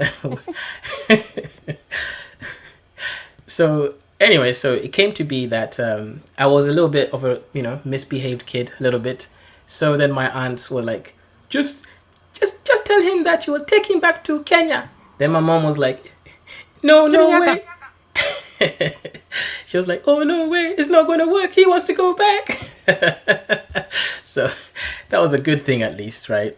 The fact that they couldn't, because I actually knew a girl who was involved with some boys, and she developed a certain kind of reputation in the community. She was a Kirinyagan girl. She was involved with boys, you get the point, right? So her mom decided to trick her. She told her, hey, you're going to Kirinyaga for a holiday. And now I would have known that this is a trick because it was a one-way ticket during school period. Come on, there's no way. They send the 304 back to okay. Yeah, they sent the 304 back to Kirinyaga, and she changed. When she came back finally a few years later, she was a far more refined lady. That's true. So I guess the Kirinyaga changed her a little bit. And I do think perhaps she would have potentially turned into something her mom feared if she had stayed here with the influence that she had stayed here with. Maybe she could have moved to a different town, right? You don't have to move 4,000 miles away, right? But I guess that's just the understanding. She wanted her to grow up with her culture and, the extended network, etc. I get the logic. And I think it worked in the sense that I do think she's now a refined woman compared to the kind of things that she was getting involved in. Anyways, but for me, it wasn't going to work because that's exactly what I wanted. I wanted to go back to my maids. I missed my good life, right? So the big change here is interesting. I once was poor, eating wolves. Then I became richer. I had maids and servants, and my life became good again. And then my life became poor again when I came to the UK. I didn't have it. Go on. Why is that? So there are opportunities, but so there's one basic thing, which is that labor is more expensive in the West. In other words, in Africa, if you are making some money, and you can get the maid, the chauffeur, and so on and so forth, and you can give them a. But over Right. in the West, it's like, no, you can't do that, right? No, no. But also, I mean, I actually technically do have a maid that comes to clean my house once a week over here now. But that's a whole Right. different story, That's different. right? Yeah, that's a little bit different. Um, yes, the reason why obviously is that we could not afford that lifestyle because we had to do certain movements. It is a little bit more expensive and uneconomic to do that at that position. And my mom was still technically a student. She wasn't really earning money. She was being given a grant. So we had to be careful with how we spend money. And my dad wasn't really working yet. So he came with us, obviously. And anyways, long story short here is I had to go through a lot of changes. My accent sounded like, hello, I am a Kenyan man. Wait, what do you do? You didn't tell us how old you were, or did you? No, I was around 10ish. Well, 9 when I came, and then now is when I'm 10. It still took me a while to actually speak. You can imagine why. Your accent sounds You came different. and you attacked them with that big East African forehead and the weird accent. Man, these kids used to put me through it, man. These Caribbean kids, man, they bullied me like Tuesday, man. Like they'll Ah, you heard that, Chantel? The Caribbeans in your England are the big Man. bullies out there, apparently. yeah, they were big bullies, right? And I understand why they bullied us, right? But they bullied us. I mean, they put my friend inside a bin, my other Kirinyagan friend. That's pretty bad. They couldn't do that to me, obviously, but still, I'm not gonna let someone put me in a bin. I mean, that's, there are many ways to prevent a person from putting me in a bin. So let me put it that way. I'm not gonna give all the things that I. Oh yeah. Plus, coming from a situation where you've had to eat walls, Yeah, I'm not gonna let. you're someone gonna put me have in a certain you're gonna have a certain view of life where you're like, you're crazy. I was eating walls in Africa. Yeah. You're not putting me in a bin. Right, exactly, right. They can see those crazy East African eyes, right? They're looking at them, and then now instead of looking at the wall like tasty meat, I'm seeing them. So You're seeing them like yeah. tasty meat. Like, come 2 feet closer. I'll show you. Exactly. So imagine those movies where like there's a bad guy who kidnaps you, tries to torture you, and imagine he kidnaps the wrong guy. Right? Let's just put that as an analogous imagery over there. Anyways, long story short, yeah, the Caribbean kids didn't really like us Africans at all. And I'm gonna be straightforward. They bullied us. They called us African. I mean, as if it's insulted. I'm like, and a lot of us found it insulting to be called African. Actually, some of us started pretending we're Jamaican. People changed their last names to Edwards. People pretended that they were from Kingston. Literally, people were so ashamed of being African during this time period. This is 2002 to 2006. There was a huge. Well, I'm guessing it was before I came. So 1990s until 2006. There was a huge problem with Africans identifying as African. A lot of them just didn't want to claim to be African. Now, in my case, I didn't really speak much in school for a while. I had, again, there's a few reasons. I tend to study people first before doing anything with myself, with consequences to myself. So I tend to analyze people and groups. But also, my accent sounded like something strange, something from one of those movies. So I didn't speak too much at that point. But it came to be the case that they put me in the English class for foreigners, assuming that I could not speak the language. And I get it. It's because I'm from an African country, so they just assume stupid. Let's be honest. It's not the language thing. It's they assume stupid. And I knew that immediately. So they put me in the lower English set with all the less gifted kids. And I refused to go. I just kept going back to the other class. Now, they probably thought I didn't understand English because they kept telling me to leave the class, but I didn't leave the class. So It's a strange catch-22 there. Like, he exactly. doesn't understand English. That's why he can't. Okay, yeah, that's an Right. interesting one. But at such a young age, I knew enough that that this class here is good for me, and this other class over here is not good for me. So I knew enough of how things work in the world to sort of realize I'm not going to allow these people to put me in that class in there. Now, granted, my English accent wasn't great, but I understood English, right? I had been understanding English all my life, so I could understand it. In fact, Kirinyaga is an English. I think the main language is English, actually, with Swahili as the other language. So if I didn't speak English, if I didn't understand English, that would be pretty strange. So you started actively changing your accent. Yes, so I made a conscious decision to change my accent. And then, it's worse. The white people used to make fun of me as if I'm Jamaican. It was so bad. They were doing my name in an accent of Jamaican. I'm just thinking, oh my gosh, if you're going to be racist, at least be accurate with your racism, right? Like, make fun of an African accent, right? But don't make fun of a Jamaican accent. I'm not Jamaican. So it was just all kind of fun, all sorts of funny stuff going on. Or they would say booga wooga, and I'm just like, no. It's like booga, come on. Wooga wooga. It's like so. That's actually funny. Good stuff. Like if you're gonna do something, okay, but booga wooga, yeah, that was funny. Yeah, the Caribbean kids made fun of my forehead, called it the forehead of life because it's so big. East Africans with their big ass foreheads. Probably it makes the women look nice though. I'll give you guys that. Okay, that's true. The women a little bit of forehead looks nice on a woman. Yeah, it's great when they're giving So go ahead. Go ahead. Okay, you and your multiple puns. So, anyways, yeah. So I do believe this is one reason why the Somalis also don't tend to like Caribbeans. It's because they were made fun of with their big ass foreheads too. So they remember all that pain and anguish and trauma of being made fun of, being called African. And anyways, long story short, a lot of guys were ashamed to be African. I changed my accent. Is it because I was ashamed? Probably. I'm just going to be straightforward. I can give you some high level demarcations and say, well, but probably some. Right. So I changed my accent too. Well, by that I mean I changed my accent. The accent I'm speaking with right now, this is my general communication accent. Good enough for I didn't go full American, but this is not how I talk. I talk in many different ways. I can't completely control it.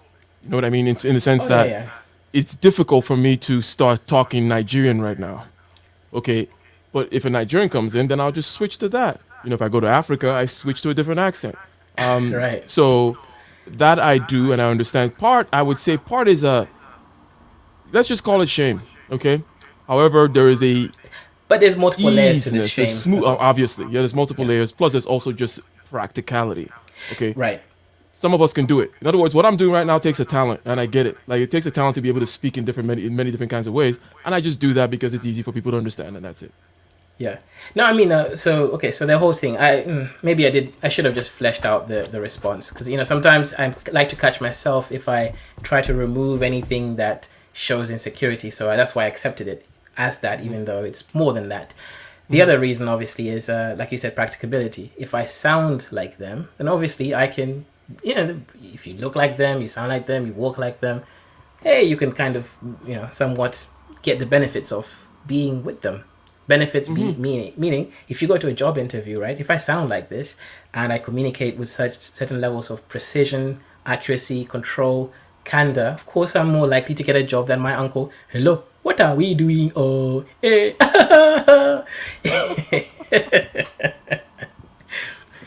What are you doing? What are you doing, son? I saw you going out here with that girl over there in the street. You cannot be doing this because your mother is going to know you. Hey, next time you go, tell your mother that I also want to speak to her. That's not going to go that far in certain arrangements. So, of course, there's a practical aspect to it. But also, the shame comes in both ways, right? There's a shame from the Mzungu side. Mzungu means the plain piece of paper guy. And also, there's a shame from the African side. So, when I do speak to Africans, like let's say I went to an African church, when I went to an African church, I did not speak with the accent that I use right now. I use a different accent. I try to sound more like them in order to make them more sort of also feel safe around me.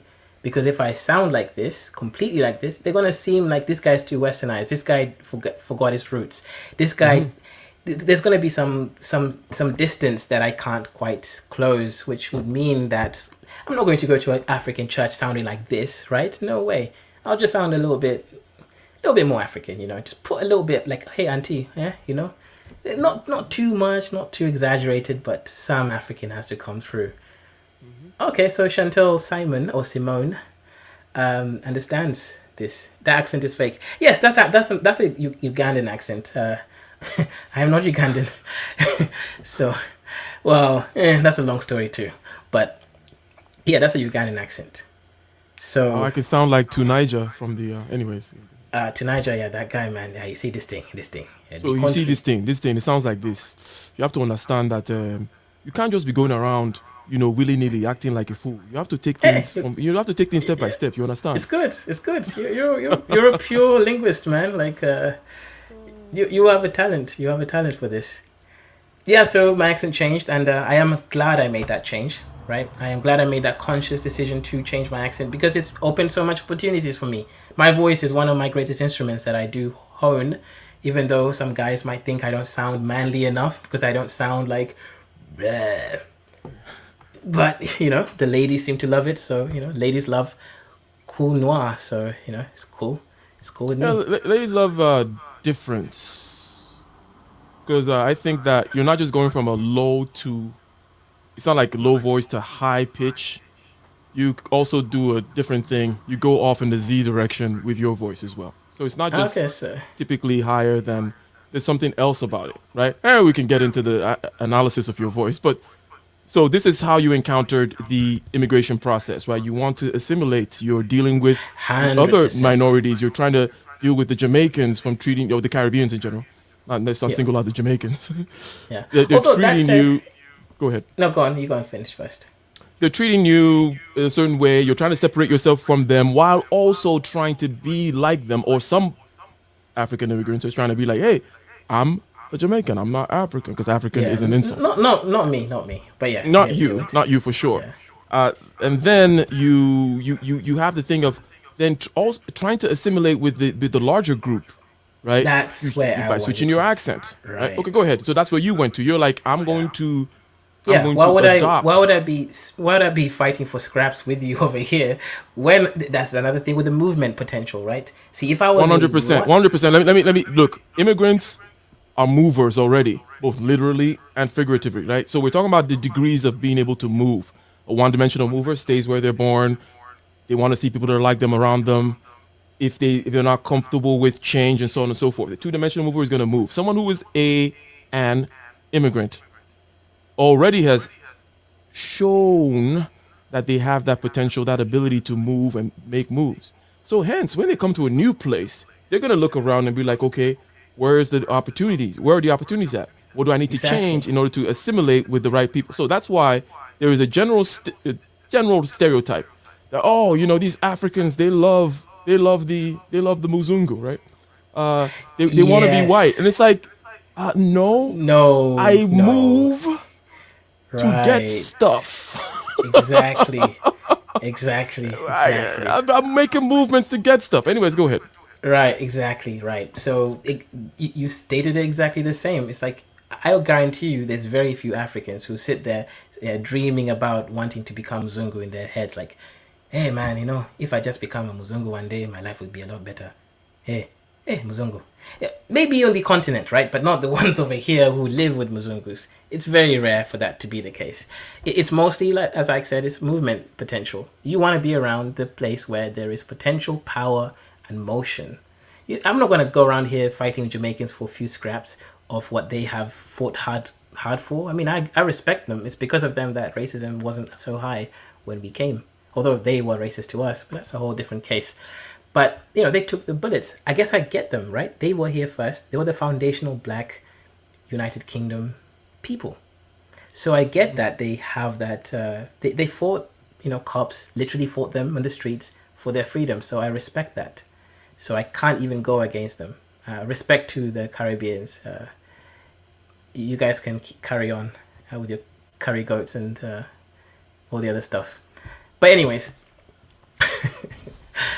Like, is it curry goat or is it goat curry? And it's like, well, do you curry the goat or do you goat the curry? And I was like, it was an actually interesting conversation. So anyways, go. What do you curry the goat? I guess it I depends. was like, was it how curry? you Someone's cook like, no, it's not curry goat, it's goat curry. And I was like, well, do you curry the goat or do you goat the curry? Obviously, it's curry goat because you curry the goat. Anyways, Oh it's a right, silly no. thing that people There's would no think of. a. There's no a inside that term curry, so it can't be what you just said there. Sorry, guys. Curry egg. I know. It was a Yeah, skit. It was comedy. it was not a very good skit. It's not very funny. Oh my god! I didn't laugh, so Crucify me for I tried. Hey, now you're comparing to yourself to Jesus. Okay, that's you know you've gone too far. like, like, first, man, on other news, in Nigeria, I heard that some man got accused a goat got taken into the high court in Nigeria for bank robbery or something. Are you aware of this?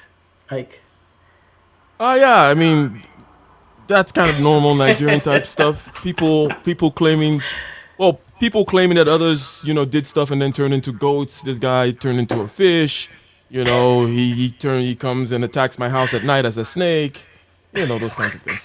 come on, okay, but come on, look, we'll come back to the discussion. But how is it that a country of 200 million people with a high court law based on the English common law system takes an actual goat, like they carry the goat to the, like, maybe this is where they got the name curry goat. Anyways, they carry the goat to the high court and then say to the judge, hey judge, this old goat over here is the reason that he had slept with my wife. He even gave birth to my kid. Look at him. And there's two horns coming from it. like they actually do Well, this. yeah, I mean, let me put it this way to you. I'm sure this did not happen in Lagos, Nigeria, or Abuja, Nigeria. Blah I think blah. it was one This of is the something northern about states. Yes, this is something about people.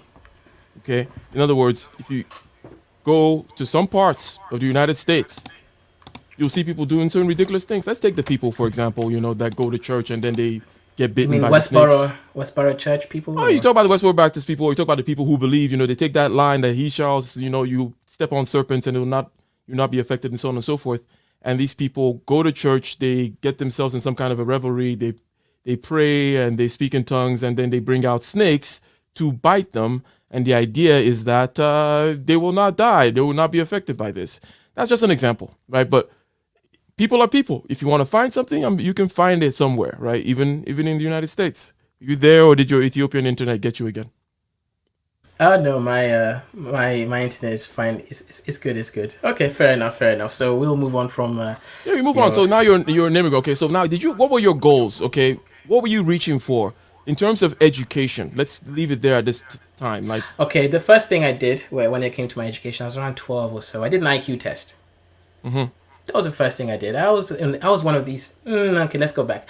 I was a computer kid. I was that computer nerd whose mother, I do respect her for making good movements. The first thing she did was buy us a computer, and they were expensive at this point, as you can imagine, right? They basically just came out as a commercialized instrument. So she spent thousands to get us a computer, and I was playing some video games on it, and playing around with it. And guess what? Computer started to break down, and I couldn't really afford to fix it myself. Sorry, to get it fixed. So I started playing around with computers. That's when I started to become a techie. By around 9 years old, 10 years old, playing around with computers, fixing, hacking games, playing with PlayStation portables when it came out later. I was already a tech guy. So, as a tech guy on these streets, on internet, when it was live, I saw such things as IQ tests. And I was like, what's this? It's an aptitude test? So I decided to take one. And it told me I should become a doctor. So that's probably what kind of fashioned my interest in wanting to become a medical doctor. so you wanted to become a medical doctor. Are you a medical doctor now? Nope. You end up going the physics route or something, right? Yeah, I decided to go down physics route. Correct. Okay. What, let And me. you're a PhD. Yeah, I have a PhD. I'm a PhD. I'm a PhD. Yeah, I'm Dr. Noir. Dr. Noir. So, Okay, yeah, go ahead. Yeah, tell us about the journey. Tell us about the journey. Johnny is interesting, right? So, the IQ test tells me you should become a doctor. So, I had some aptitude, I at least, so that was good. And then I go to school, And obviously, I realized I'm not suited for this environment. I have to wake up at a certain time, right? 8. I have to be organized enough to prepare my clothes the previous night. And also, due to my personality type, I suck at the things that are necessary for being good at school, which is organization and basically being a sheep. What happened with your IQ test? IQ Because test. you quickly skipped over that one too. Oh, I was a computer kid. I was a computer kid. Okay. Just tell us. Come out with it. Come out with it, okay? No, my IQ test, it wasn't that high. It wasn't that low. It was okay. It was. Did you take other ones later? I took yeah. So my IQ test was around 120 something when I took it, which will put you in the top 6% I think ish. It was 6%, 6% I think. Did you get a higher one later? Yeah. I took some later. Yeah, it was 143. 143 is pretty good. You know, Yeah, it's I mean, alright. Yeah, it's not as good as it should be. It's but not my IQ, but you know, it's okay. yeah, that's the one I took for the official test by Mensa. But that was a lot more so recently, last 4 years ago, I think. Yeah, sorry to interrupt, but anyways, you went the physics route, right? Right. Where did you switch from this medical doctor thing to the physics thing? Go ahead. My A levels, I basically failed my high school exams. I basically got a U. Young Swift, an ENTP. He thinks he's an INTJ. Young Swift does. But yeah, I basically failed my high school degree. No, degree. My high school whatever exams. I got a U in chemistry. I didn't even do my physics exam. Biology, I think I got like a C. The only good thing I got was the philosophy. I got I think 95%, which is like an A plus, which is I was quite happy with that. That was the only thing I did well in. Everything else I failed. At least it's interesting, right? No, but I was basically bullshitting because I didn't study for that exam, as you can imagine. Right. So the reason why I failed my exams is because I was a bad kid at this point, right? So I wasn't coming into class. I wasn't going to school. I didn't do a single homework. In fact, I had so many detentions from the school that I had a record. I had over 200 of them. And I didn't even go to those 200 detentions, right? Because I'm not a simp. I'm not going to go waste my time in the end of day to sit down with a bunch of Wazungus telling me that I should be in school. Hell to the no. Devil advocate, hell to the no. No way. Not going to do it. Because of that, they excluded me. So basically, they kicked me off the school. But then my yeah, go on.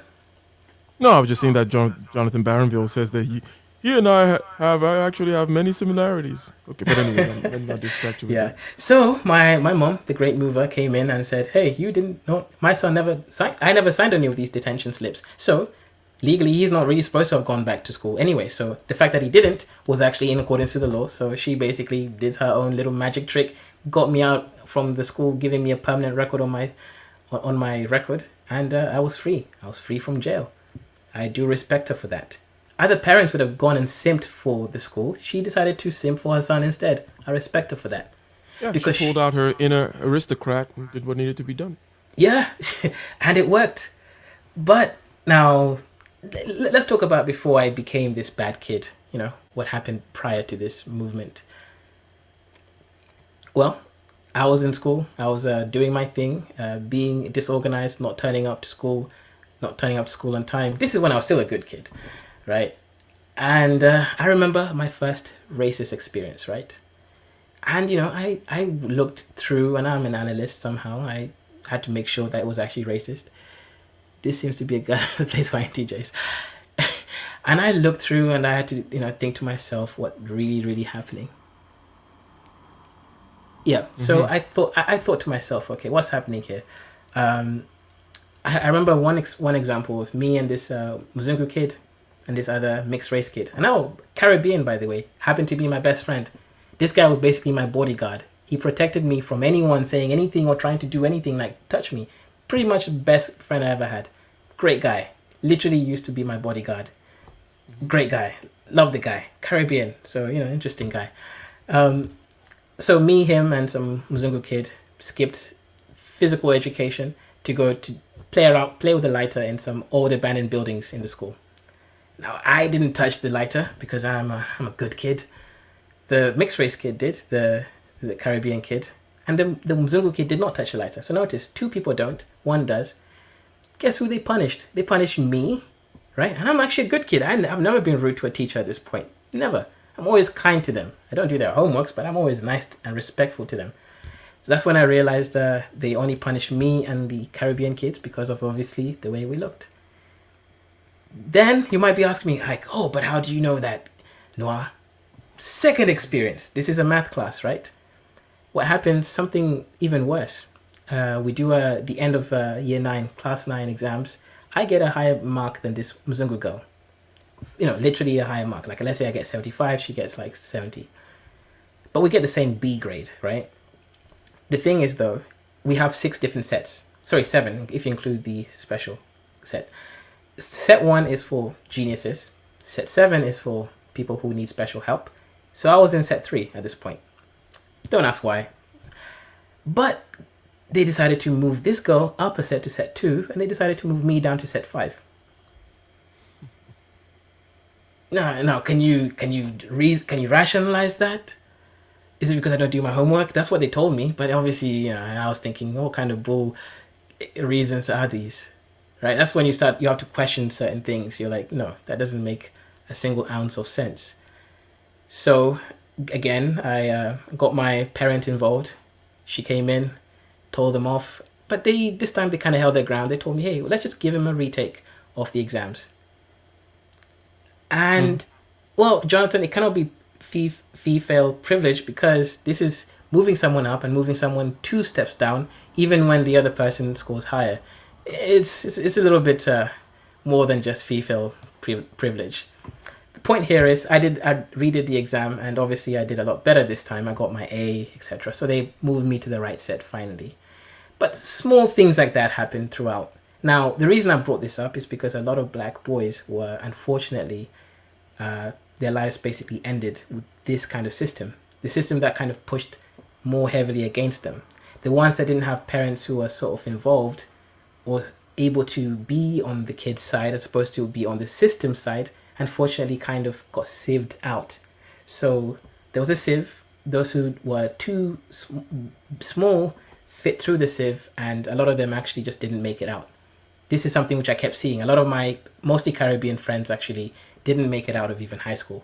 They all kept getting expelled. Even my best friend got expelled sooner or later for something which when other Wazungu kids did would not get expelled for.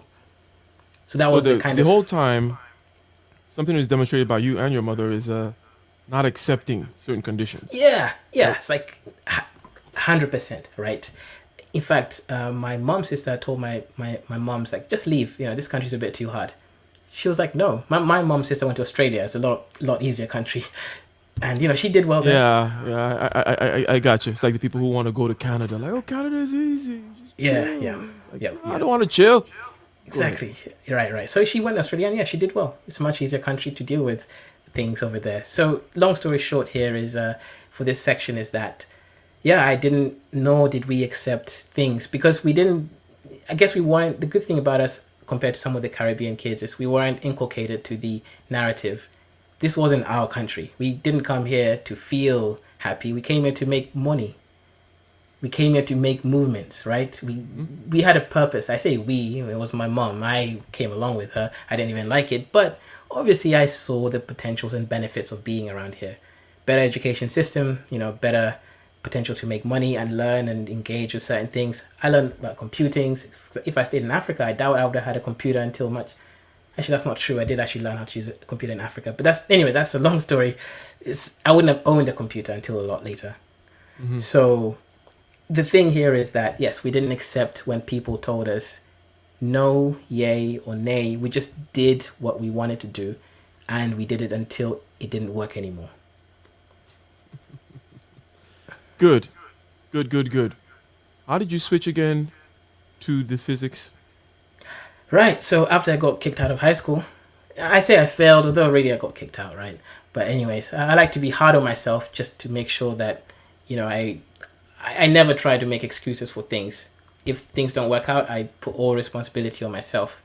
So after high school, I went to college. College is basically for kids who fail high school or for kids who want to do more of a trade. It's more For the people- Americans, college is different from university. Yeah. Yeah. So university is basically where you go to study and become an intellectual. College is where you either go to learn a trade, or if you failed high school, you go to college. Or if you just don't want to do high school. Because you can actually do high school at college. Or certain parts of high school, you can do it in college. So that's where I went. I went to basically do the final year in college. Now, what made me switch is, well, I studied physics. I studied biology. I studied chemistry, philosophy. I didn't do philosophy. I did sociology this time. This is how I got to know Tommy Sotomayor. Anyways, because I started hearing some mad things in sociology class. I was hearing some crazy stuff that they was making assumptions about black people, especially. I was like, oh my god, it was a strange class. After studying that, I decided to go to university and pursue my dream as a doctor. So I did the medical entrance exams. I did the little whatever test that they have to do, MCATs, and I went to study. I did well, finally in college, and I went to study medicine. So I was on my route to becoming a doctor. Go on. But I realized that You realize you don't like people. it was during a placement class, and I realized that dealing with people that don't do what you ask them to do, people that keep telling you a story when you just want to give them the advice and for them to take it, that I didn't quite enjoy that process. I didn't like dealing with people that are unresponsive. Like, go around telling a patient, okay, patient comes in, talks about her pain in her back leg, and then you tell her the solutions and ailments, and then she tells you also, did you go on your walk again without your stick? Oh yeah, but just for like 3 days. No, don't do it. And And they do that, and then they start giving you excuses like you should feel good for them. You just want to punch them in the teeth. Exactly. Like, do your bad crap, okay? But don't give me these stupid heartstrings about why you did it and why, but it's hard. And, yeah, I could not do that medical shit. Hell no. Yeah, you're bringing out my FI. Yeah, your guy, what's his name? I don't know, Ash or whatever they think. That's cool. That's not even a possible thing, so I won't go there. But that's cool. Yeah. So, I mean, and someone is saying that in most positions people don't listen. However, when you're doing physics or whatever, dealing with electrons and stuff like that, and there's an answer, and it doesn't matter what the person next to the next cubicle, the next whatever thinks. Right? There's a Nobel Prize committee that is going to evaluate certain things based on, the tests that were done. You have a theory, it matches with the experimentations. You have your, Exactly. So, and also, I realized I did really well in two exams. Firstly, primarily was the chemistry and the physics exams. Basically, I remember there was 200 and something people in the class, and they told us that there's a prize for the people who do the best. So I actually studied for the first time in my life. I sat down and properly studied for a week or so. Like, I actually sat down with the intention of doing really, really well. And for some strange thing, I got like 96%. I only got one thing wrong, and I even know I could have got that right. It was like a multiple choice that I was like, is it this one? Is it that one? But I did well. And then I heard the name being called. It was a Chinese guy who got called. And then my name wasn't called until it was called. I was like, yeah. But the Chinese guy got 100%. So that's when I awoke in the sleeping dragon inside me. I can't let this Chinese guy beat me again. So I beat him in the chemistry exam next time. And since then, I realized I liked more of the hard sciences, because the soft sciences has too much people involved and inconsistencies that didn't quite make sense. The biology experiments were annoying as well. Sometimes the bacteria was like sleeping, didn't want to wake up. You had to feed them a certain amount of liquid for them to feel good sometimes. Sometimes it's like dealing with a certain kind of other people that we all know, and it was just not my thing. With the chemistry and physics exam, they were more logical. You take a bowl, you throw it one side, it comes back to you. Hey, laws of motion. Put a certain amount of mass and acceleration. Hey, that's the force. With chemistry, more or less, you mix a certain kind of chemical, a certain reaction. Let me ask you this. Well, one thing, let me just kind of make a point here to the audience, that one thing that is kind of evident in this story is it's not some kind of anywhere near to a linear progression going up. Nope. Right? your eating walls, and then you go down even further. Your mom goes down back to the belly of, she went to rescue her father from the Yep. belly of the whale. Yep. And As Jordan then Peterson you says. start going back up, but then you go back down when you come back to England, right? And then you're struggling through school, you're a bad kid, you're dealing with this, you're dealing with that, you're trying to assimilate, so on and so forth. You get pushed back down a certain grade, you fight back, you get up again, and so on and so forth. So the idea here of reaching for things is that you reach for the wrong thing, you get bitten by a spider, get bitten by a snake, one finger gets cut off, you go back, and you reach again, and so on and so Right, forth. but it's actually a great. Thanks for making sure that we're staying focused. That's your NI, connecting all the pieces together. So this is example. So I consider myself at minimum as a 3-dimensional mover at minimum. That means I move. Sometimes I relax, come back, I move again. If you notice all those movements, there is no linearity to it. There is no temporal. There is no acceptance of temporal issues. For example, you're not going to hear someone like me saying, well, my friends are 26 and they're already doing it. Doesn't really matter how old someone is, right? If I want to become a billionaire at 70, then that's fine. If it's 75, it's also fine. If it's at 15, it's also fine. Now, I may have a preference, right? I have goals, obviously, but Heard somebody it say, doesn't. "Oh, well, I'm past the most millionaires have to make their money at a young age. I think it's too late for me." This someone actually said this, and by the way, this is somebody who's never tried anything. Like Right, right. it's So not like they were trying; they just were just sitting around smoking cigarettes, and they're like, "Oh, I'm too old to be a millionaire now." Anyways, go ahead. right, yeah, exactly. It's just sort of that kind of thinking isn't really gonna get you far. You might still get far, but it's not because of your thinking. It's because of other attributes, right?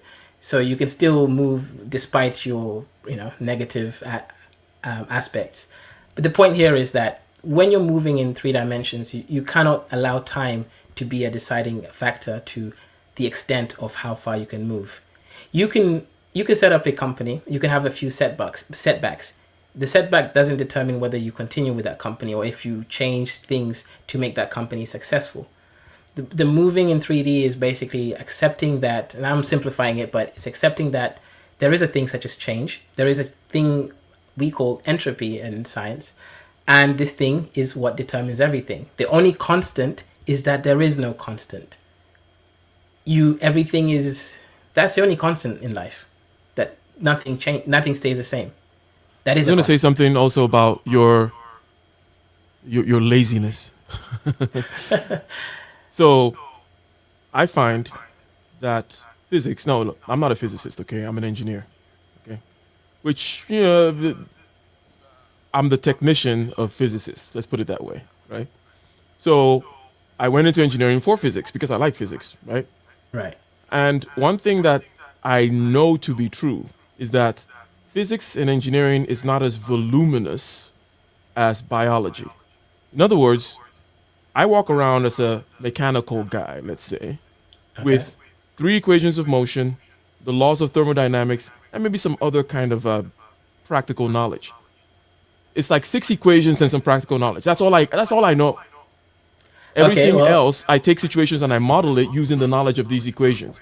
But biology, it's like, oh, here's this system and that kind of cell and this kind of thing, and this one's called a lysosome, and this is whatever. How about the ribosome and the cell, blah blah blah, blah, blah, blah, blah. And the mitochondrial DNA, different whatever. It's like, dude, that's too much. I don't. It's not like I can derive all these things from 3 equations of motion, laws of thermodynamics, and so on and so forth. right. Okay, well, biology now is finally okay. Chemistry has basically become biochemistry now, right? If you look at all the Nobel Prize winners recently in chemistry, it's actually really biology, right? But what they've done though, what's that meant is that biology is now becoming formalized finally. So meaning there's actually laws and systems and principles that govern biology. Like we finally understand metabolism properly now. We now know how the energetics changes and how different people obviously can, let's say if you eat a burger, I eat a burger, we're not going to eat the same amount of energy. Now in theory we do, but depending on how well our intestines can pick up and digest that food and also convert that food, there's a lot of different processes that occur internally. Before we kind of use a more physics model of, well, it's 2,000 calories of burger, it means you ate 2,000. No, that's not true. Because first you have to account for, will the burger be broken down enough for your intestines and the surface area in your intestines to pick up enough nutrition? Then would your metabolism system be good enough, or rather be efficient enough, to convert that nutrient into the energy source that required, and that then to be converted into the ATP, then stored effectively, then also be transported back. There's all sorts of states where you can lose energy. So in reality, when you eat 2,000 calories, it does not translate to 2,000 calories. And this will literally explains why there's discrepancies between different... It's not someone has a slower metabolism. No, it's a lot more complicated than that. It's that someone has a different metabolism that works differently for different reasons, and also it might even be dependent on the food. So let's say if you're a person that grows up in an environment that a certain specific food is more native, your metabolism will grow better at digesting that food, more efficient probably as well. Then, so if you introduce a food that is not native to you, you start to eat a lot of it, guess what? It might make you fatter sooner. Look at the Indian people, for example. When they get fat, they put fat all around their stomach. That's your visceral fat. When a lot of the Ugandans eat food, for example, they get fat, but it's around their asses or their thighs. It's more subcutaneous kind of fats. So their body's more designed to take on certain types of fat. So there's a lot more going on, that the physics that we try to use, like joules, kilojoules, and kilocalories, just doesn't suffice to explain the complexities that we clearly observe. So biology now is becoming far more formalized, which is good. Far more formalized, far more axiomized, if you will, even though, even physics cannot be axiomized like mathematics can be. Even math can't be truly axiomized, because even math... Right, I had to cut you over there, because even math has like Gödel's principles, where you basically, from an axiom that is unattached to an absolute, you cannot go into absolute infinity and assume that you would then know every point. You basically have to connect different sources of axioms in order to create some math that is meaningful. Meaning, we still are dealing with infinity. We need to find an absolute source of truth in order to now be able to derive the true math that rules this world. So are you lazy? Are you one that goes for things that are closer to being, in other words, what I just said, right? I said that, biology and stuff like that is voluminous. I know this that I want things whereby I can remember things from the base conceptual level, and I can always derive everything as I go. Right, and to answer Yeru's statement there, biology as it has become is low level and basically built on very bad foundations. But biology now, the new higher level biology, is built on physics and chemistry. That's why it's now a lot more formalized and making more sense. Because in biology, you're going to read stupid papers that tells you eating eggs is bad for you because it's got cholesterol. And no, it's not bad for you. Eat as much eggs as you want. Okay, don't eat too much of anything, but eat a reasonable amount of eggs. You're not going to die. Or if you eat fats, is going to be bad for you. No, actually, the sugar, it's biology. So much weird, untrue stuff being done. It was just icky. But to answer your question, am I lazy? Yes. But so is every great... I'm inadvertently calling myself great over there. But basically, laziness is the father of innovation. It is because I didn't want to carry two boulders on my back that I decided to invent the wheel. 100%. It's because I didn't want to go and click on the TV to change channels that the remote was created. So every invention or innovation is created because of laziness. You can call it efficiency, but that's the same thing. Efficiency is lazy. You can then obviously start to demarcate it and create many different... Well, efficiency is not quite lazy. It's just doing things more and better. Yes and no. It is also ultimately because it's also lazy. I don't want to go and start pushing heavy equipment on the road. Let's assume that I could be just as efficient pulling heavy equipment. No. Let's assume I could be slightly more efficient pulling heavy equipment to basically that thing that flattens the tarmac on the road, right? I could be more efficient doing that as opposed to me working on the power-assisted one, slightly less effective. So it's more effective than that, right? Do you think I'll still do that? Hell no. I like that you bring invention into it. I like you bring invention into it because invention also ties back to where the money is. Because you don't have to be inventing something huge. You could just be solving problems, right? And when you solve problems for people, especially people with money, right? They pay you. So I'm the kind of person that I rather do work on that blackboard right there than go to a software, which I can learn and it tells me, oh, put in this input and you get this output. The reason why I rather do that over there is because every time I go there, I have to reinvent new tools, shortcuts, heuristics, if you will, for breaking down the natural phenomenon, creating a model of it, and then solving the problem. That makes it such that a client can bring strange problems to me that the software is not designed to model, right? Yep. But because I'm always used to going to the blackboard, I get up there and I scratch my head and I start drawing things and putting equations down, then I'm used to being able to tackle it. I'm not going to be scared when they bring strange things, right? You're like, oh, there's this tank, I did not manufacture the tank, right? But we but we need to increase the load on this, blah blah blah blah blah. Can the stress is on the? I'm like, okay, cool, give me that. Why? I have the confidence because I know that I can go over to that blackboard and something will come out, some kind of tool for solving it, some kind of way of attacking the problem, and that leads to money quite directly. Yep, exactly, right. All you have to do is create a system that can carry more boulders with less stress, meaning you can carry more boulders across time. That's it. And you will inadvertently make money. So inventions literally lead you to money whether you want it to or not. Someone's either going to steal your patent, or if you don't make one because you didn't care about it, someone's going to steal your idea. But literally, just by thinking of doing things in a better way leads to money as well. This is why engineering... Yeah, go on. No, complete that because I was going to do a segue. This is why engineering, for example, pays more than things such as nursing, because you can literally create exponential leaps in basically profit compared to something that requires the individual to do individual things. There is no way right now that we know of that you can make a nurse do their job if exponentially faster, because there is a literal time constraint. She has to literally wrap that leg in a soft way, because if she doesn't, then it's going to create damage. So there is literally a respect of time. And that time is obviously the lag time, the lag principle that's inculcated. Perhaps you can improve the time when the nurse is not literally next to the patient, which will increase efficiency. So when there wants to do this, you can do that. Make the time lag between the nurse and the patient much smaller, and you've increased exponentially the ability of nursing profession to make more money. But you cannot decrease the actual time with the patient. Not really. Time is huge, man. Time is huge. Time is huge. What is Amazon about? What is Uber about? What is Uber Eats about? What are these billion-dollar companies about? They're just about time. If I can shave away, and also cutting the number of steps, right? The reason why Uber did not want to put the tip button for such a long time is because they did not want to increase the number of things you did in the app.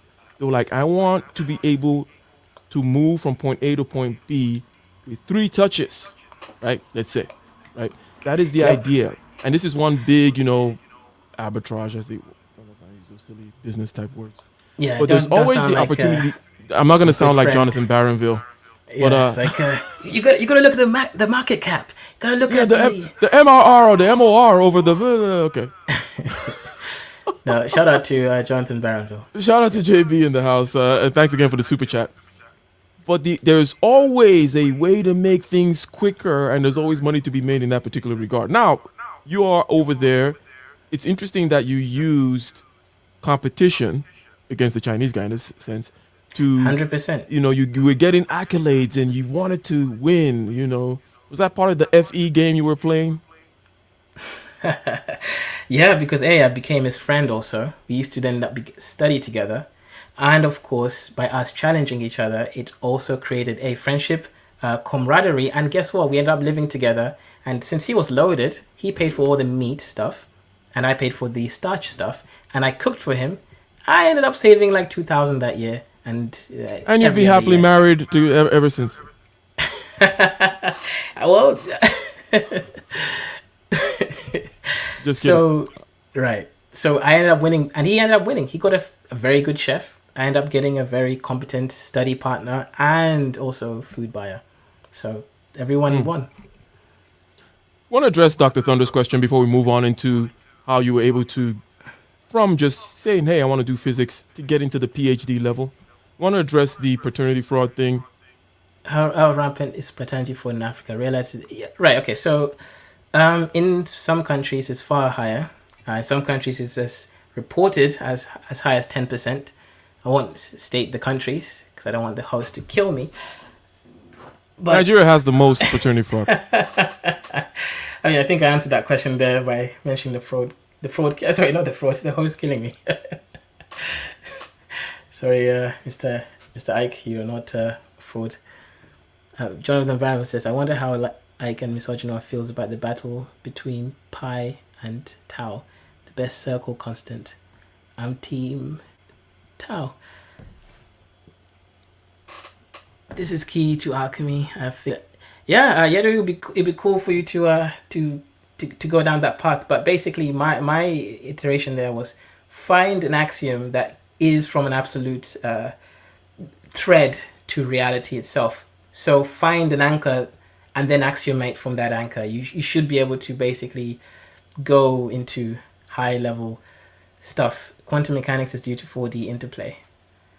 Okay, so the closer we try to stretch towards infinity, the farther we will get away from it, which is why physics has basically abandoned the definition of what distinguishes physical and physical objects. Well, okay, so there's a few problems with physics, right? So one is the law of thermodynamics. It's the most known, literally supported, and, the law that everyone assumes is true, right? The first law of thermodynamics is that energy is not created or destroyed, just transformed or transmuted into different types. For example, kinetic energy, so something like friction, you're moving things together, turns into heat. That's an example of energy being conserved, just being transferred into a different state over there. Well, the thing here with this point is that you don't know that. That's a huge assumption to make. That's a massive, massive assumption to make. The issue with physics is it assumes that's correct and builds a whole entire premise on that axiom. And this is part of the problem. Or let's say the speed of light is the fastest possible particle that can travel. Another kind of strange thing. Just because Einstein said it, and just because it seems to be true from every experiment that we did back then, doesn't mean it's true. It just means it's a very good working principle. That's the problem with science. They kind of create this axiom that is basically made up. Then they start to create a whole vision around it. Imagine creating a castle in the clouds and then thinking that is the nature of everything. Yeah, they It makes need no more sense. engineering in them. In other words, the scientists. Exactly. They need more engineering and they need to try stuff that they don't quite understand yet.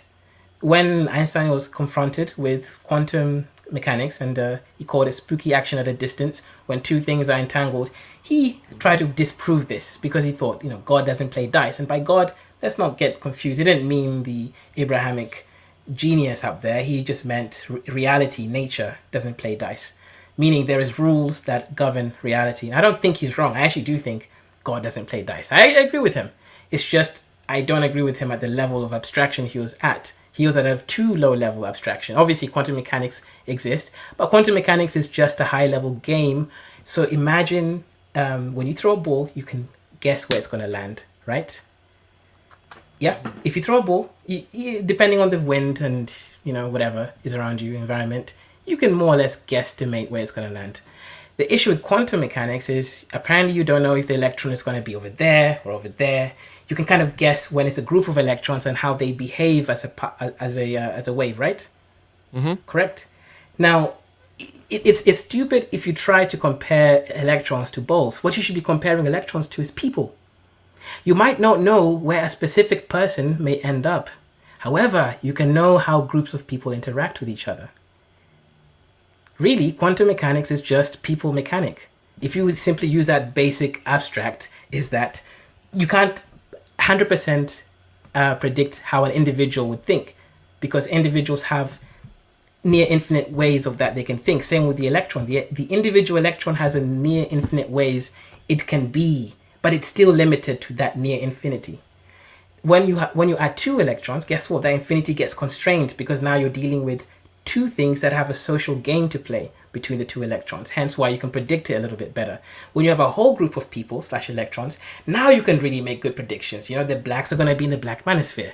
the white men are going to be on the whatever. You can now guess, so you can separate the electrons / people based on their types. The women are going to be over there. You're going to get the nerds over there watching animes. So you start to predict in a much higher level game. So electrons and quantum physics is more or less just like that. It's just people mechanics. We just don't know or can't interact with infinity to a high enough level to now be able to model all the different states that it can occupy and how those states are also entangled to other states. That's what kind of makes it a little bit more difficult to other people. 100%. 100%. Well, you're black. How dare you say this? I'm sorry. So, you are able to get to the PhD level. What challenges, after you were able to be inspired by the Chinese person, what more ups and downs, what more perhaps internal challenges? By the way, speaking of internal challenges, do you have any learning disabilities besides your laziness and all that kind of stuff? What else do you have to deal with in terms of your interaction with perhaps the external world or stuff like that? Okay, so I'm actually colorblind. Okay. So I am red-green colorblind. So that's, to even pass the chemistry exams, I had to basically get help from the teacher. I could not tell you how the colors, because I couldn't really see colors the same way everyone else can. Well, most people could. So that's one issue that I had. It also meant I could not become an electrician. Oh, sad days. I was like, oh no, I can't become an electrician. I had sad dreams about not becoming an electrician. That was obviously a joke. But what else? Well, I also have ADHD. How did you tackle your ADHD? I have all kinds of problems that I deal with in my master your subjective consciousness way. So maybe you have a higher level way of dealing with stuff. Well, not just that. I also have pretty poor eyesight too, which I technically should be also wearing. Yeah, so loads of stuff. And also, other stuff which I can't disclose on YouTube yet. Yeah, it's time for everything. You're impotent? I'm impotent. People deal with it. Hey, no, I mean, with technology, I think that's not really a problem. Okay. I'm taking notes. Taking notes. Yeah. So anyways, I had some issues there, but there were other issues too. So first of all, I did the worst thing. I fell in love. That was probably the most dangerous thing that happened. Falling in love. Simping for love. Man, I simped hardcore, man. I simped hard. That almost destroyed you, huh? Almost destroyed me, actually, yeah. But we'll come back to that's a little bit later in the PhD. So let's go back to before the PhD. So a few things happened. One thing is I had to now learn how not to be lazy. I had to learn how to stop my natural thinking process from taking over. See, I'm a truth guy. I like to make sure that I like truth. I like things to make sense, but I had to quickly learn that to pass the education system, it doesn't matter if you understand truth. It's whether you can play the game that they're asking you to play. Can you memorize things? Can you know them? And can you reiterate them at the level that they're requiring you to? It's just simple as that. I had to learn that. It's not something I knew prior. Prior, I kind of got away with things because, well, I kind of just got away with things. But at this level, I had to learn that no, they don't care if you understand everything, because that's not what they're testing you for. They're testing you for the specific things they test you for. They don't care if you're a good scientist or not. They care if you can pass the test that they give you. So I had to learn how to master studying. So that was the first thing that I did have to do. Learn how not to be lazy, spend hours and countless hours. I was able to master being able to read a book for 7 hours and still get every hour met with actually not wasting time. Meaning the whole 7 hours I was actually learning, not just, reading for reading's sake. So what I ended up doing is I would go to study for 7 hours, then I watch anime for the rest of the day. So, go on. Yeah, that was my great thing that I had to learn during my degree process is 7 hours a day during the exam period, and then anime for the rest of the day. So I would study 7 hours, anime for about 8 hours, maybe 9 or 10 hours, and then sleep. Pretty good. My friends would spend the whole day in the library, wasting hours and hours really staring at their book. So I mastered my ADHD by just forcing myself to focus. I still have it, but I can force myself to focus. That's how I overcame that. And then the next challenge over here is I started doing really well again. I started doing really, really well in my exams. But then came the stupidity.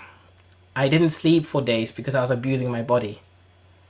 For days on days, I didn't sleep properly. So one of my eye vessels popped. And I basically I could not see for a whole 2 months. And this was during my final year dissertation. So During your final year dissertation, you got blind. I because basically got blind. This, because- you know how they say, self-abuse will make you blind, and you know what I mean by self-abuse. And you literally were like, I wasn't sleeping for days because I was abusing myself, and then you got blind. It's too good. Anyways, go ahead. You see, it's Yeah. true. Yeah. If you abuse yourself, Don't abuse yourself, fellas. Don't do it. Don't do it. So I basically became blind. I couldn't see, and this was during my final year dissertation. So this had like double the credits that every other course had that year. So I failed. I actually think I got like 30 something percent. That's pretty much a fail. A pass is 40%. I got less than 40. I think it was 37%.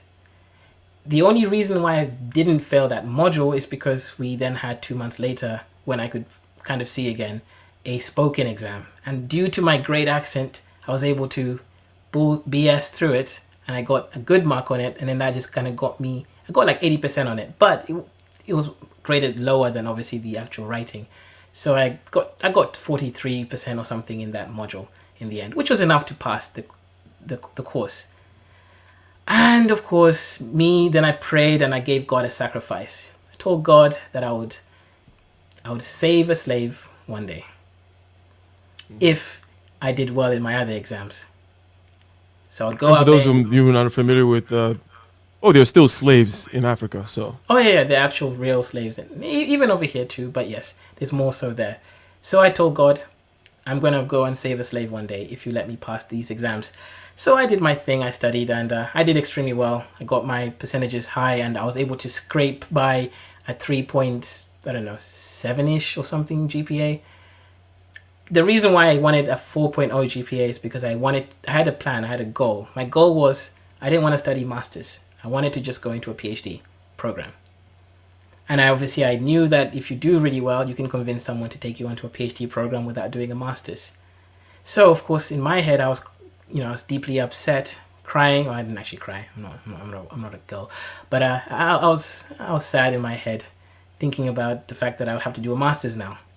So guys like me applied for a master's in Imperial, Oxford, and Cambridge, and I didn't really apply being happy, right? So I got in, obviously. I say obviously, I got in, but I wasn't excited. I was just like, now I've got to spend a whole year and waste like thousands of my hard-earned savings that I got from not not spending money on food for a few years, onto an education. I was deeply sad. But then I had this great dream. This great dream came in my head and told me, hey, you've now done some physics. Why don't you become an engineer? Right, this dream just came out of nowhere. And I said, oh, okay, well, how would I go about this? Then I had another dream. The dream showed me this place that looked exactly like my university that I went to. And that's it. Don't tell them which university it is. But basically, this university was amazing. It was highly funded, great place. And I saw an advert on Twitter, actually. It was on Twitter. And it was advertising a project in engineering that I did for my dissertation. So the same dissertation that I failed, more or less, is the same PhD that I did. Strangely enough. And I applied for it. Now it said master's preferred, but I still applied for it. I was like, yeah, or whatever. See, that's the other thing. If you're making movements, is you don't allow things to prevent you from moving if you don't see the relevance of them. 100%. I mean, there are things that I can't even say. I maybe so at some point when I write my autobiography, in terms of, these are the rules. You're not supposed to be able to do that. But I'm like, no, I'm gonna go anyways, right? I did, even my engineering degree, I kind of did backwards because of certain rules that kind of broke, because they did, if you're doing this, you cannot transfer to this program, you need to have taken this class first. Like, okay, cool. Well, I'll go read the calculus book, then I'll sneak into whatever mechanical engineering class I can get into without the Right. teacher checking, right? And Yep. that's how you do things in this world, ladies and gentlemen. Anyways, go ahead. 100%. So I applied. I did the interview. Now, what I did in the interview is I practiced a couple of techniques. First, I listened. I did a lot of active listening. It's something which I do anyways, but I think people call it active listening. I listened to what they said, and I processed what they said in real time, and then I responded to the best of my abilities to assumptions of what I think they're making versus modeling exactly how things look. So when they explained the experiments, I started to create a model in my head. I started to see how these experiments could be, and I started to start envisioning solutions to these problems. And I said, how about this? Do you mean this? Is this how it's going to be? And I created a model that I kept reiterating and making it hard and more complex and more complex. So in the end, I think I did impress them enough that they told me, you know what, we'll let you know in a couple of weeks if you got this position. So they called me the next morning and said, hey, Sergeant Noir, you know, great interview. You're the best candidate by far. Here's your PhD. Do you want to accept it? Now, obviously, I had to tell Oxford and Cambridge and Imperial and Bath and all the other places. I had to obviously tell the ones that I couldn't go to them, sorry, I have to accept this offer at some other place. And when I told them that, some of them actually offered me a PhD too, because I use that PhD as a leverage. I was like, let me just see if I can get accepted into another place. Even though I didn't apply for a PhD, I only applied for the master's in the other place. And I was offered a PhD in another place. I didn't take it because I do have conscientiousness.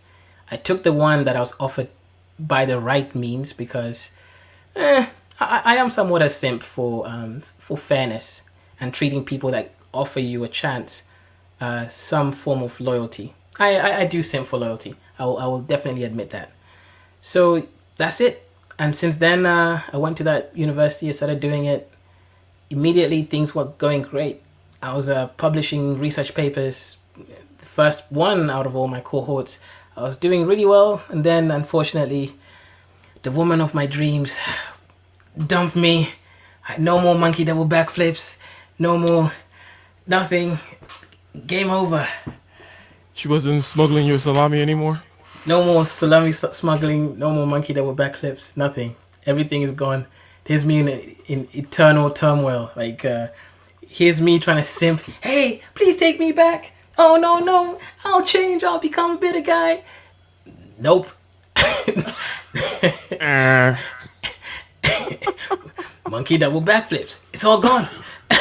Yeah. And obviously the reason why I was upset is because this girl had a beautiful body.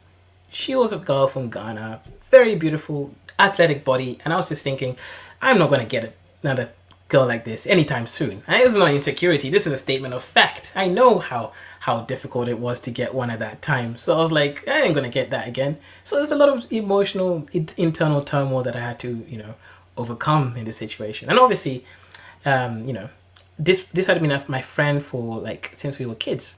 So there's a lot of built-in storyline, narrative, and all that simping, man. It's like hardcore simping. Now you have to get for a fatty. No, Jonathan Barrington. Then maybe for that period of time, not now. That's you gotta say then. But anyways, busted Pillsbury biscuit can. Busted Pillsbury biscuit can. Monkey duty backflips. Anyways, so I was processing the fact that it's going to be a drought. There really was going to be a drought for a while. So I had to process that. Also the emotional connection. I had known this person since we were kids. So, you loved her, as people would say. And you know what? The issue is she used to worship me. Literally. She used to worship me. So I literally did those Ghanaians are they're good. I know. Yep. I was simping hard. I was writing people's full dissertations in like economics and finance and math and all that good stuff. I charged the guys. I didn't charge the girl. Notice I said girl. I wasn't simping quite yet. There was only one I wasn't charging. But anyways, Point is, I did have to actually heal from this whole situation. This did destroy my and perturb my thing. I was this kid who was doing really well, writing loads of, doing really good research, writing research papers, but now I was doing nothing. All my internal energy had gone. I was depressed, for sure. I was depressed. Like, actually, this is the first true suffering I had. I mean, when I was eating walls, I mean, I was like, I accepted it because, yeah, so what? It's a wall. If it smells good, it tastes good, so what? I didn't consider that suffering.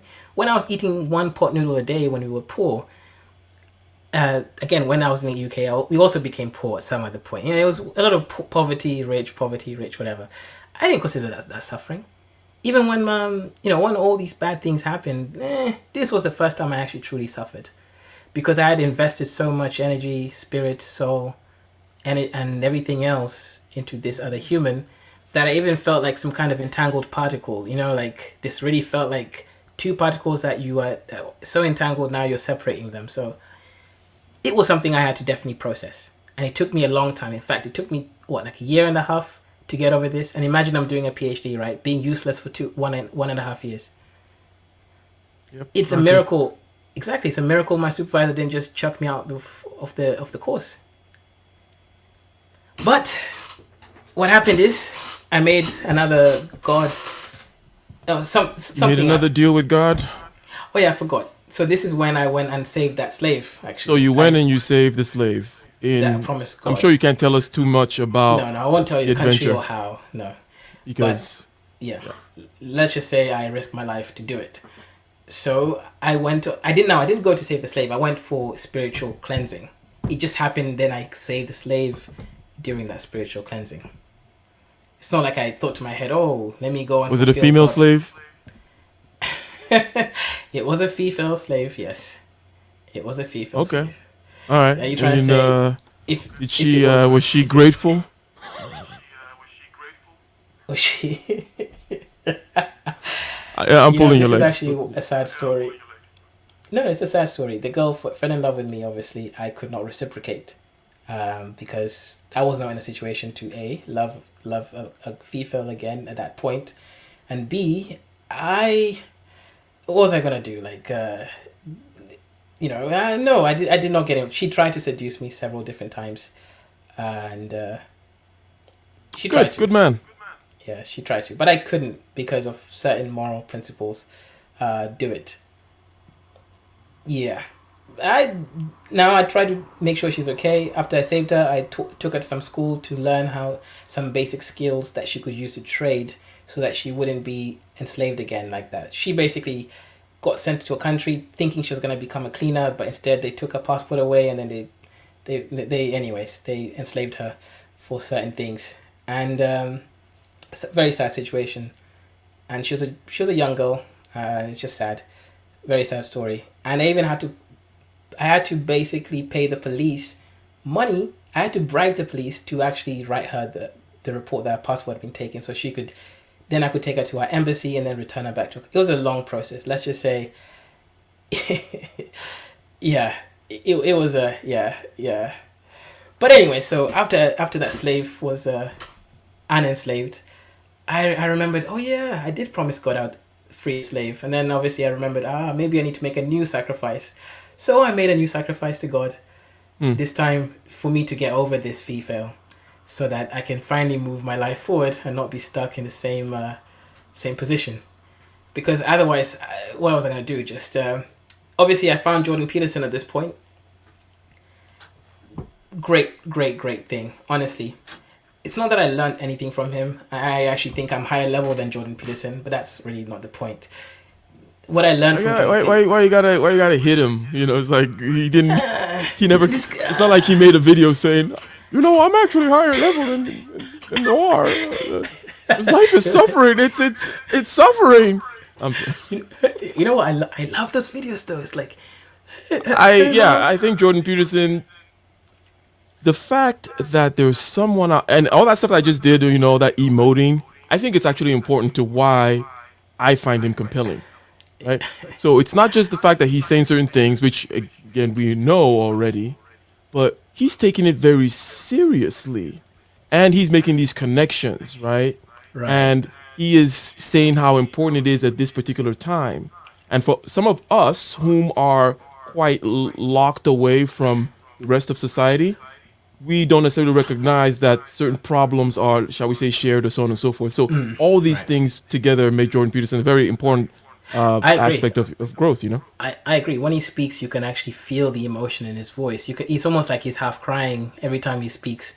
He literally, but that's the thing with him, and that's one of the reasons why he fell and became as depressed as he was, is because he was so inculcated to people as an aspect, as an object, to the point whereby even just a few people going against him could perturb his internal states of being. He was too entangled with the people to a high level, which is probably not conducive for living. Right? There is an aspect of one thing I learned from being depressed with that person deciding to dump me, and is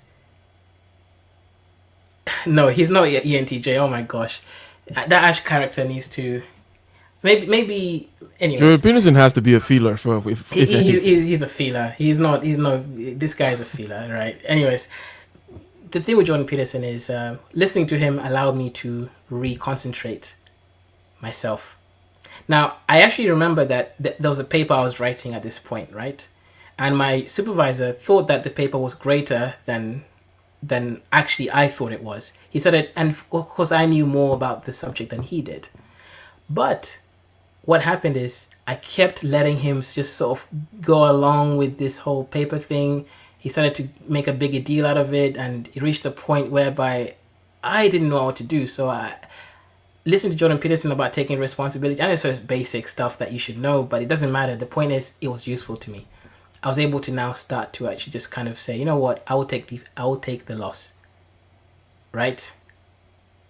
I'll take the loss.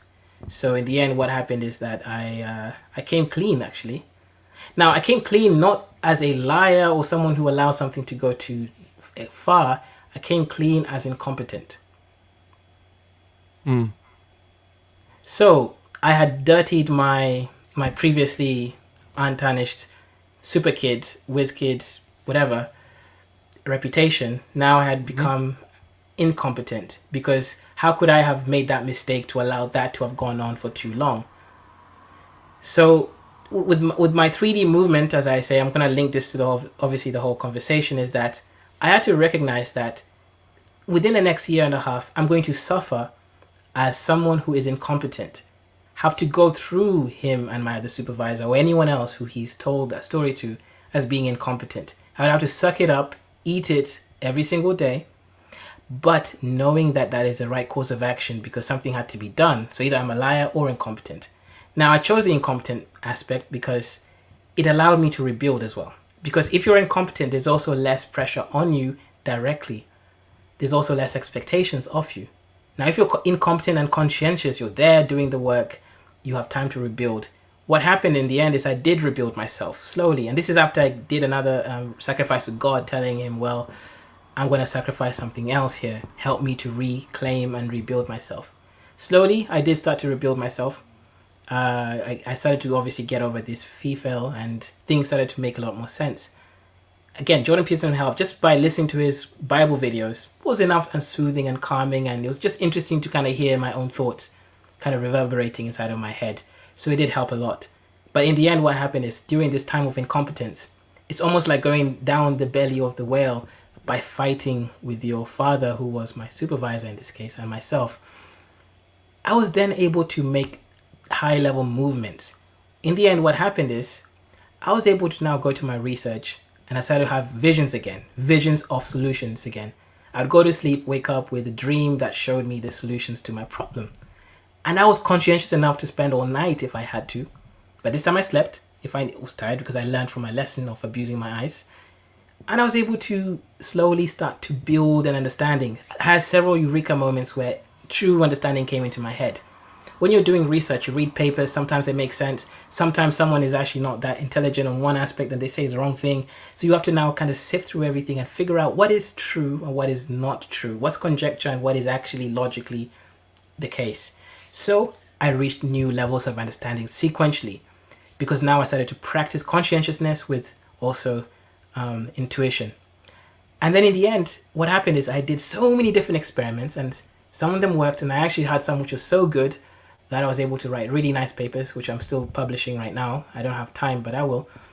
But in the end, my supervisor came up and said to me after that period of incompetence, like a year and something later, "You pulled a rabbit out of a hat." He was surprised. Now, obviously, I know myself, but he probably just didn't know that I was suffering through something. But he was surprised. He said, "You pulled a rabbit out of a hat."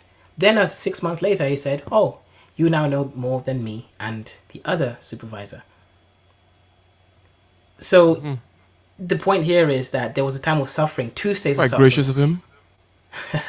And mature Well, of him, right? he's actually a very truthful and mature person in general, which is why I actually respected him. And also, he's one of the only people in my whole life that respected my process. He didn't try to force me or, try to do some extra things. He just let me process things the way I know how to process things.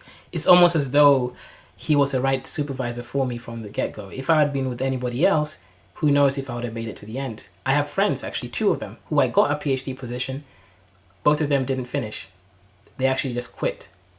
Do you know, it's part of, well, let's not say whether it's part of it or not, but no man is an island. Even within yourself, you talk about making these deals with God, right? Right. So even as an individual, so they've taken out external now. How do you know the right people? Or is it the case that there are these right people who help you along in these 3D movements and so on and so forth? The kind of right associations to make and the right way, this kind of discernment that help you along with the movements. There is definitely a level of discernment. The people are always there, but are you ready to actually see them for what they are? Are you also, so it's almost like light. Do you have I'm trying to find a better analogy. It's gonna use some UV light, but I realize that will confuse people more. But it's almost like anyways, it's almost as though these people have some kind of tag on them, right? Like some kind of magnet. It's a magnetic tag on them, like a North Pole, South Pole. You're also a magnet. You have to align yourself to them to be able to see the ones that you're pulled closer to and the ones that repel you. And the ones that you're pulled closer to, you then need to open your eyes, see that they are there to help you or not. Not all of them are there to help you. And not because that it's not like a static thing that is trans-temporal that they're not going to help you. Most of them is just a timing.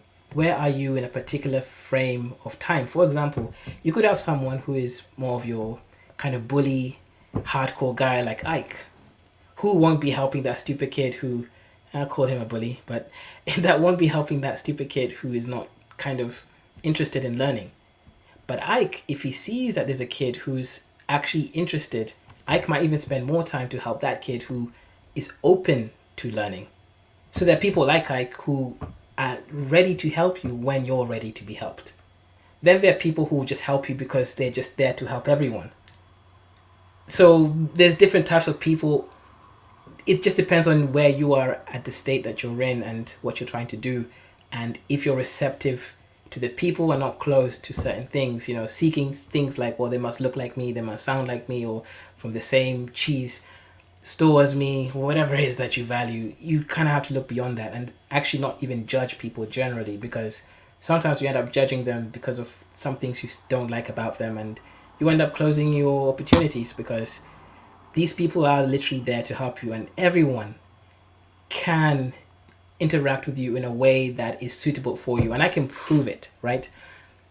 This is just something that many people know, but there's that guy who goes around with KKK members, and for some reason he's able to apparently convert them and or become their best friend. The point here is that it shouldn't even be like oh wow. No, it's because when people interact with each other, they interact with each other with already that preconception. So you conceive them to be a racist, they conceive you to be the thing that they fear or dislike. So unless you go and disprove it to each other, it's not going to change. People like to just perpetuate the same narrative and story that they have always experienced. So if you're willing to even put yourself to some form of discomfort in order to present yourself as you are to the other person, if you're able to do that, you have more opportunities. Will it always work the way you want it to? Of course not. That's not the point, though.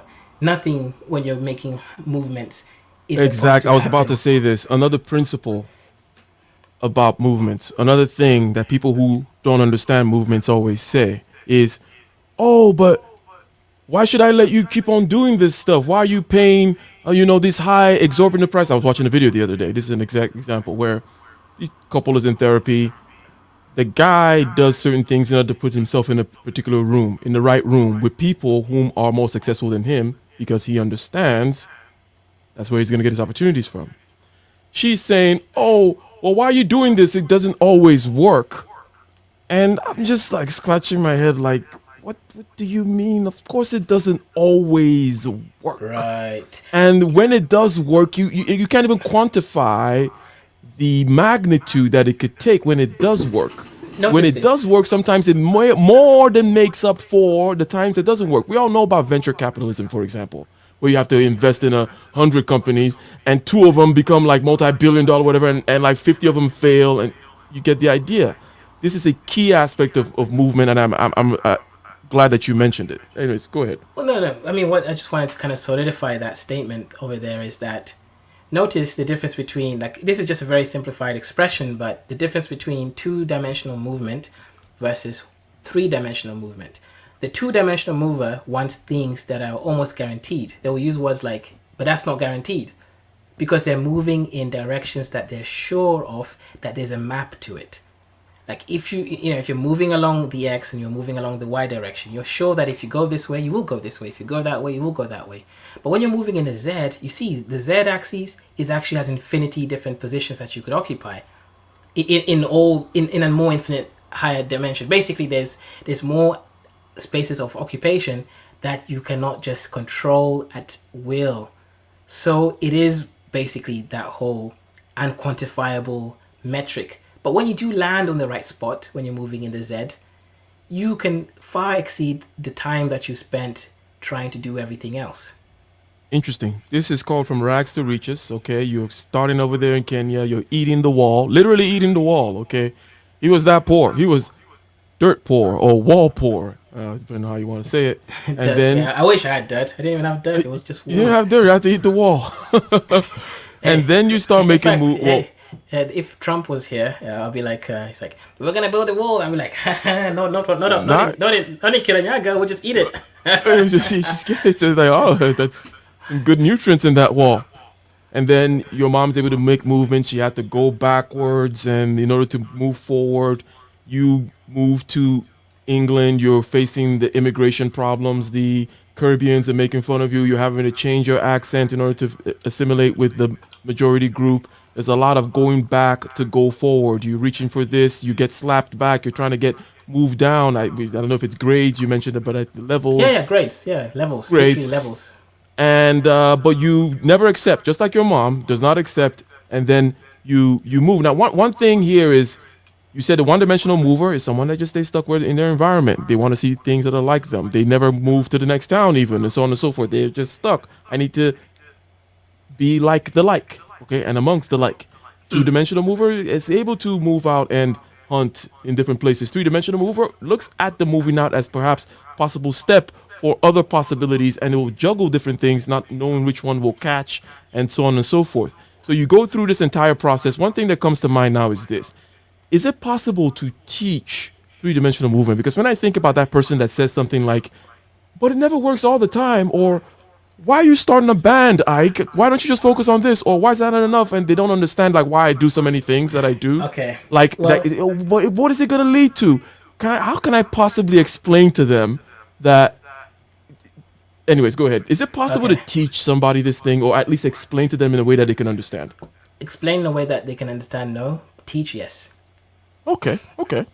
So is this the whole thing about, well, it's not a question of the intellect, the 3D thinking, but you can Exactly. teach 3D movements. Okay, go ahead. Right. So, okay. So, for example, Yedo, I can't share that just yet. but I will share something different though. Soul Brother thinks he's Aaron, but he's actually Armin. Interesting. He's Aaron, but he's actually Armin. Interesting. Yeah. Talking about Attack on Shingeki no Hakujin, Attack on White Man. Hey, Sword of Seed, shout out to you. $10 super chat. Always appreciated. Always supportive out here. And yeah, I got your email, by the way, and we're slowly working our way towards getting getting that meeting going. But as you know, I'm quite busy. Peace, everyone. Brother Ike can Noir disclose the details of the sacrifice he performed. He talked about making certain deals whereby he went and saved the slave, for example. Okay, so I'll disclose some of the sacrificial methods that I use. The first one is I do a fasting method. So I fast for 14 days. That means no food for 14 days. I can drink water. And if I really want, a lemon drink or ginger drink with no sugar for 14 days. So that's a pure 14 days, nothing. That's just for me to get in the position to even begin the sacrifice. So that's the sacrifice to begin the sacrifice. And then the sacrifice, of course, Attack on White Man, Attack on Titan, Young Swift, Shingeki no Kyojin. So after I've done the fast successfully, so I have to pass the first stage. If I can't pass that first stage, I can't even make the sacrifice. Now, once I do pass that 14-day fast, then what I do is I basically do a little prayer that I make to the Most High. The Most High being the zero-dimensional constant that exists but doesn't exist yet, is the source of all existing and non-existing. That is truth and the first and only and ever to be axiom of being. So once I make that sacrifice to that being, I make the sacrifice saying what I will lose in return. So for example, saving a slave is a sacrifice because I might die in the process of doing it. And the next sacrifice I made is that I'm going to adopt a kid in my life. So that is a sacrifice because obviously it's constraining myself to a certain movement. That's why it's a sacrifice. You're sacrificing action potential. So that is my next thing. So I will adopt a kid one day. That's my next one that I have to fulfill at some point soon. So that's my ritual for making the sacrifice. I see. So you said you can teach someone 3D movements. Can you please elaborate upon that? Yeah, so actually, before I say that, Young Swift said you can't teach someone 3D thinking. Okay, yeah, but we weren't talking about the thinking. We're talking about the movement. But even in thinking, it is kind of almost possible. So let's go with the thinking first, actually. If you wanted to teach someone 3D thinking, you'd need to put them through simulations. Because what you need to do is you have to rewrite the way that their brain thinks, the associative consonances that they have with certain things. Coming from a African background, I already didn't suffer through things like racism, right? The racist issues that I had didn't really care. Like, it's not that it didn't affect me or anything. It's just, okay, yeah. I was also chased by a lion, It's like, yeah, this is life, right? That's the kind of associations I had with nature, with reality, is that you don't dwell on certain things because dwelling is, by definition, spending and creating significance of certain occurrences across a limited state of time. So I didn't dwell on anything. And I already kind of developed stoic practices since I was young. So this allows you to be able to think yourself outside of the system. The first premise of even trying to think outside in a 3D way is to consider yourself in multiplicity. So you would think yourself as part of the system, outside of the system, also the system. That's at least the iterations that you must consider yourself as, at least. Once you do that, you meditate on that and you focus on those instances. And then you exhibit yourself as the beings, you having chosen certain choices across different multiple variances of environments and time. And then you actually process that. You literally go and live those lives. You literally go and be that person. So with 3D inculcation, you must consider yourself as both the victim and the victimizer, for example. You must be both. For example, you cannot see yourself as any kind of victim only, because in some cases you're the victimizer. Young Swift, I'm sure you turned down some girls before, the same way some girls turned you. Just using that as a very base example.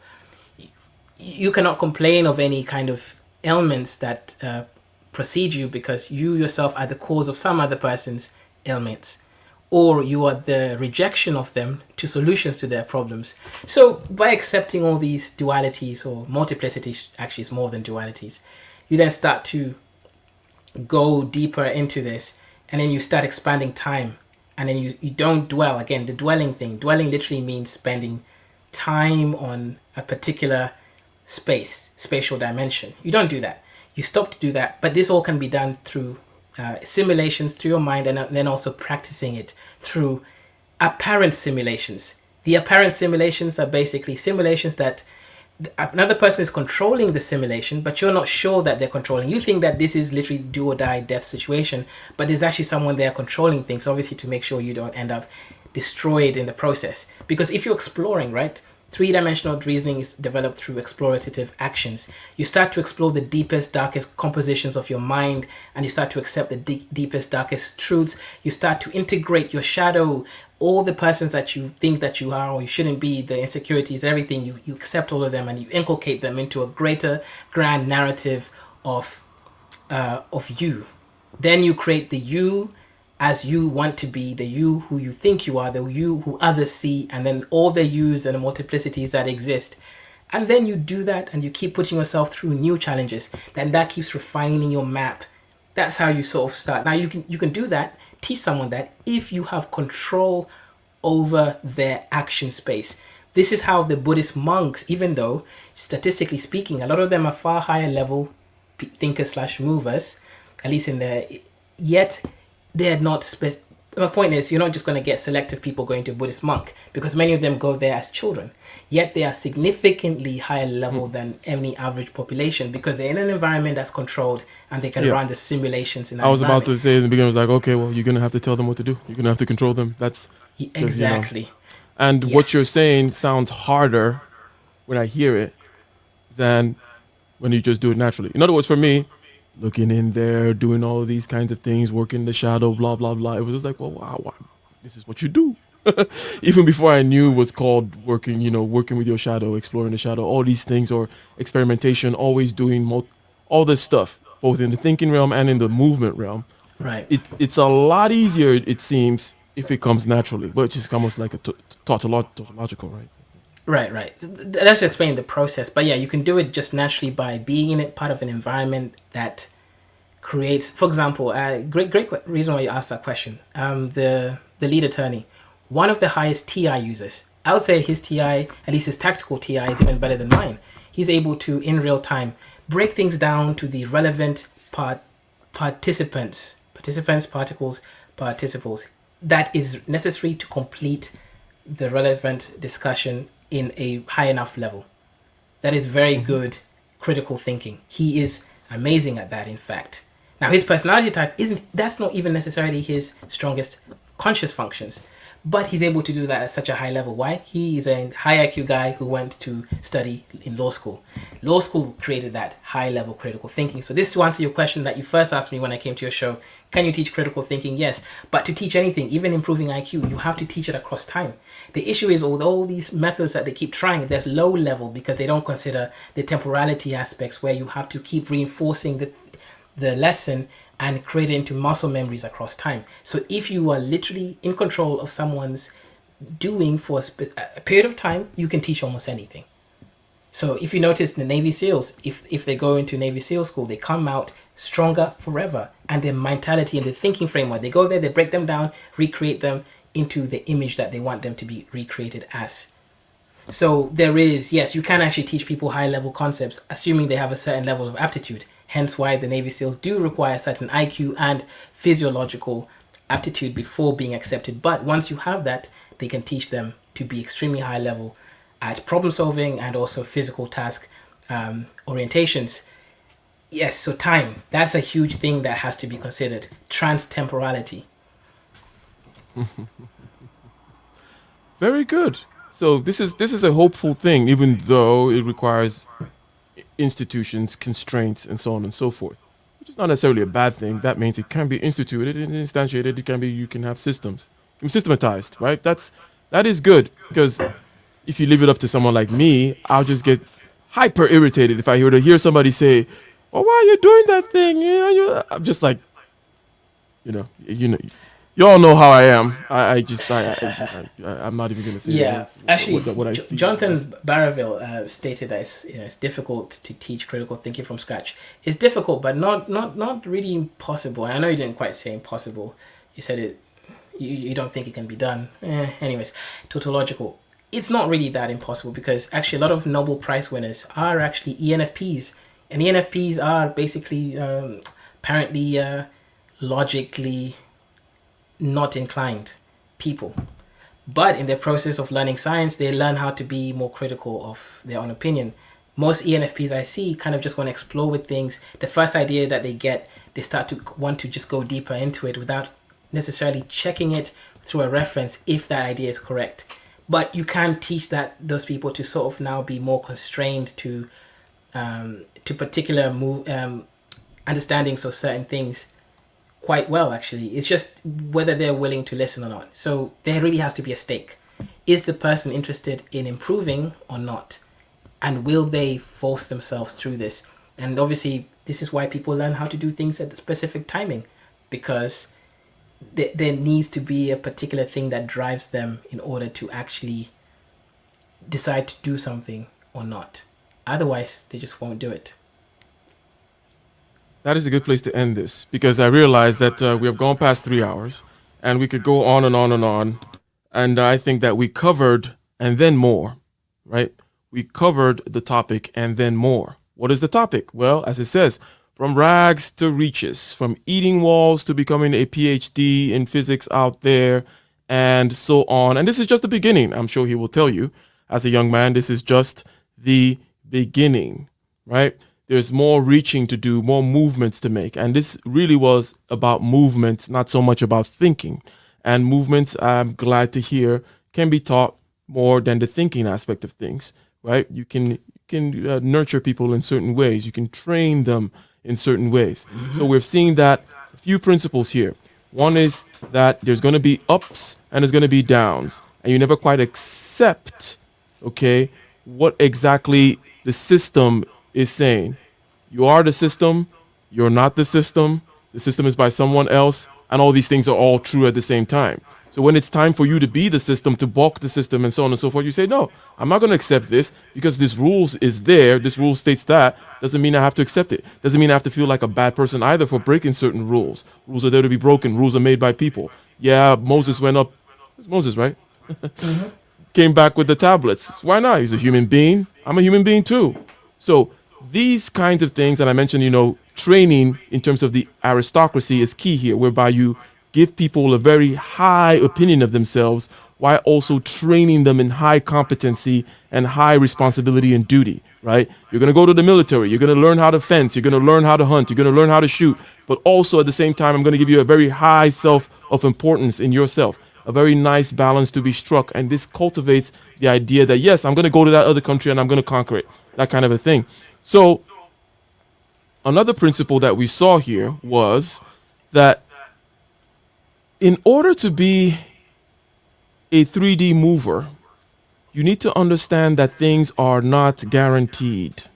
Okay? Nothing is guaranteed. It's not a question of if I move 2 clicks X direction, I'm going to be 2 clicks in the X direction. It might not happen that way.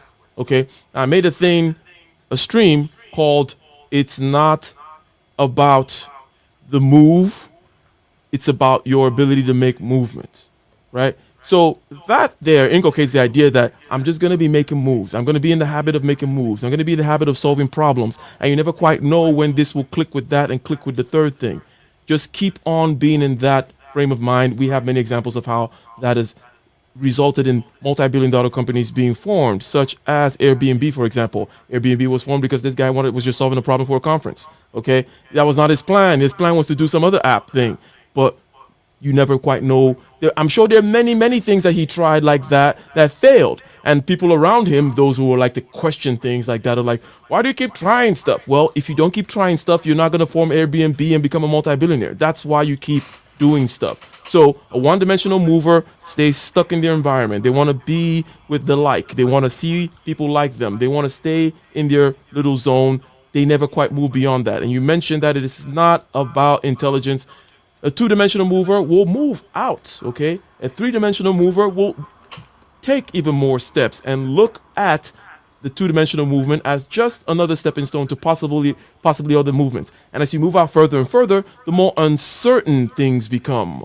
Almost, yeah, anyways. And there are many things that you mentioned in this that people have to go back to. I like the thing that you talked about, with quantum mechanics about, one electron, trying to predict one person, but when it accumulates, then you can predict. Similarly, you can predict groups of people as well. You can predict a mob anyways. Yep. So yep. this is a good, I think, a good story about coming from Kenya, end up united I think it was two stories about both your mom and yourself, and also that there's that mental, metaphysical, spiritual dimension as well, which is key to the move. Would you say that's key to the movement, or is that more of a thinking thing? I think it's kind of key to the movement. No, it is, because it's not, okay, it's from my end, but also my mother's end. There's a sense of trusting this God. It could be your own shadow, ego, whatever it is, or the connection to this supreme infinity. But it doesn't really matter. That spirituality connects you to everything, because it gives you purpose, gives you a sense of direction, and it gives you a sense of what's that word when you're something like accountability as well. Mm-hmm. So that gets inculcated. So it kind of drives the whole thing. Without directionality and accountability, it's hard for you to have true purpose and reaching. All right, Noir. You guys know him over here in the Manosphere as Message Noir. He likes to go out there, or he used to like to go out there, and I'm sure he'll continue when he's allowed into panels to troll people, to play the devil's advocate, to say all kinds of things. Now, we understand now why he does it, in the sense that he likes to shake up echo chambers. He likes for people to be able to defend their positions, and also he likes to see the mechanics, the unconscious mechanics behind individuals and groups, right? So they come in with priors, they come in with certain prejudgments, if you will. They look at his name and they start making all kinds of inferences, right? And that he actually didn't say. It's like, oh my God, he must be a feminist. Like, he didn't necessarily say anything. It's kind of interesting to watch. But it's to us trolls. I'm a fellow traveler in the troll. I don't actively troll, but I like to watch it. I tend to troll in the chat from time to time. I just go in there and I say all kinds of ridiculousness. But I understand where he's coming from. But today we're talking about him and how to make movements, generally speaking. So I'm going to give you the last word, Message Noir. I think I did a fairly good job with the NI connecting things together. But go ahead. Just before the final word, I wanted to, give a few comments, some attention. Mr. Market Cap, also known as Barronville, says, his first one was, okay, let me see if I can get his accent. He has a slight Haitian accent to him. This how do Asians speak? I don't know, they've got a slight French accent, I guess. You're not very good with this accent thing, but I'll let you go. This has been a great stream. I honestly prepared myself for Mr. Genoa's expert level trolling. So now I'm proud of him right now. Then then the next one is from Ray Hanma, the Hanma Force. Are you a girl or woman? Oh, sorry, girl or boy? So it's hard for me to know. Anyways, I'll guess one. Yep, gotta be open-minded. And then the next one here is... misogynoir should teach modern women how to eat the wool before it hits them. Oh my gosh, this guy. But yeah, thank you everyone who seems to be to have loved it. I love watching his little traveling. Good interview. Yeah, so what Ike said is completely correct. With his NI, I couldn't do a better job at connecting everything and making it palatable for everyone. Everyone can't have a stomach like a wool that can take wools. So I need to learn how to digest things for people better, because I'm used to eating all sorts of and palatable things. But with that said, yeah, I really did enjoy this. Like, great interviewer, and the chat have made my day. What's my channel? I will link my channel up next time, actually, where I want to give Ike a rap battle. You know, he thinks he can freestyle as well as me. So that would be a nice little thing. The chat can vote for the winner. Are you guys actually. down? Are you guys down for this? We're gonna do a live freestyle, 3 rounds. You know, it doesn't have to be a battle rap where we're talking about each other's moms or nothing. None of that low level crap. But we're gonna have a good time, and we're gonna see if if he's what he claims to be. He's trying to challenge me. You know, because I got my glasses on here, and a wall full of math. He doesn't understand. I just eat it because now I'm gonna beat it because no wall is undefeated. Yes, and then you'll greet it like I greeted at Walmart because I ball hard. When I come through, I crash the pavement. I put your whole crew back in enslavement. In the slave ship where I run it, I gun it. Anyways, yeah. All that kind of stuff. Okay. Mr. Ike thinks he's got the bars, man. I might as well put you back in prison because I'm gonna put the light through your head and make it reflect back like a prism. You can't catch my skills because, man, I'm about to take some pills and I'm about to impregnate it. Like nothing is impregnable. Even that wall, man, I'ma beat it until it's like, yo, just let me in. I'm a Mexican. You damn right I got the bars, man. I send you to jail all the way in Mars, man. I'm swinging you over like Tarzan, or was it Eisen? You don't want to. You don't want none of this smoke, man. Okay. Okay. Shit, people out here disrespecting my gangster, thinking. Anyways, ladies and gentlemen, it's been a good one. We will be back, okay? We will be back, but also this channel will continue as usual. So therefore, we will be having a stream tomorrow with my drummer, Joan, and we will be reviewing a video. And our program, which is called The Review with Ike and Joan, it's going to be about taking human psychology, especially in the social aspect, and really taking it and zooming in and out into the inner and outward aspects, okay? And I'll be dropping her channel link also. She's she's into meditation and different kinds of things, and also a very great drummer. So we will be reviewing a video on the first set of videos we'll be reviewing will be on therapy sessions. Okay, so this is an appeal to everyone who's watching today to go ahead when I drop the link. Go ahead, when I drop the video, go ahead and set your reminders for tomorrow. And we're going to be reviewing a set of therapy sessions, couples therapy, but it's not going to be about relationships because human beings are social animals, okay? But hence, relationships are a good foil for understanding the psychology of people, okay? For understanding psychology of people. Just looking at somebody in isolation and so on and so forth, not so much. But we're going to look at people and we're going to see what comes out in these therapy sessions. And we're going to have this be a continuous, shall we say. Sure. Yeah, I was looking for, I like words. I was like, I can't just say show or program. I wanted to say something, but I failed there.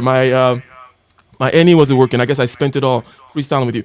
Ladies and gentlemen, we are out. We are gone. And let me see. I'm just going to go ahead and decide that we're not going to be playing any music. Okay. I'm just going to end the stream with the splash. Not even the full. No, let's give them the full outro. We're going to play the outro for the intro. And we are out, ladies and gentlemen. Thank you very much.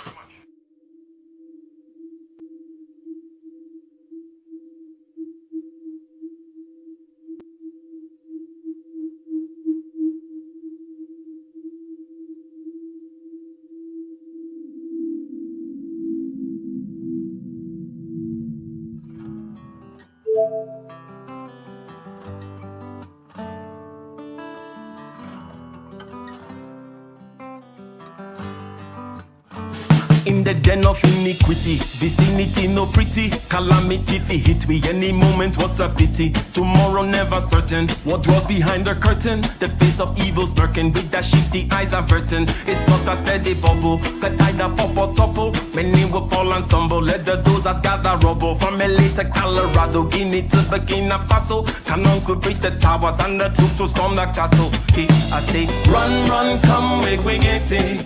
because the peace that is bestowed upon the meek is overrated. So run, run, come, make me get it. Calling all your daughters and your sons, we come forget it. I say, run, run, come, make me get it. Because the peace that is bestowed upon the meek is overrated. Lord, run, run, come, make we get it. Calling all your daughters and your sons, we come forget it. With the rubble steady rising, and hearts are compromising. Convictions here are stifling, making evil appetizing. The fists are steady forming, and countenance is falling. Defenses are withdrawing, possibilities are falling. In these your circumstances, evil will make advances. Pick up your sword and lances, and be sure to take your stances. Victory is never promised, the battle is upon us. Gather the brave and honest, and the righteous in your corners.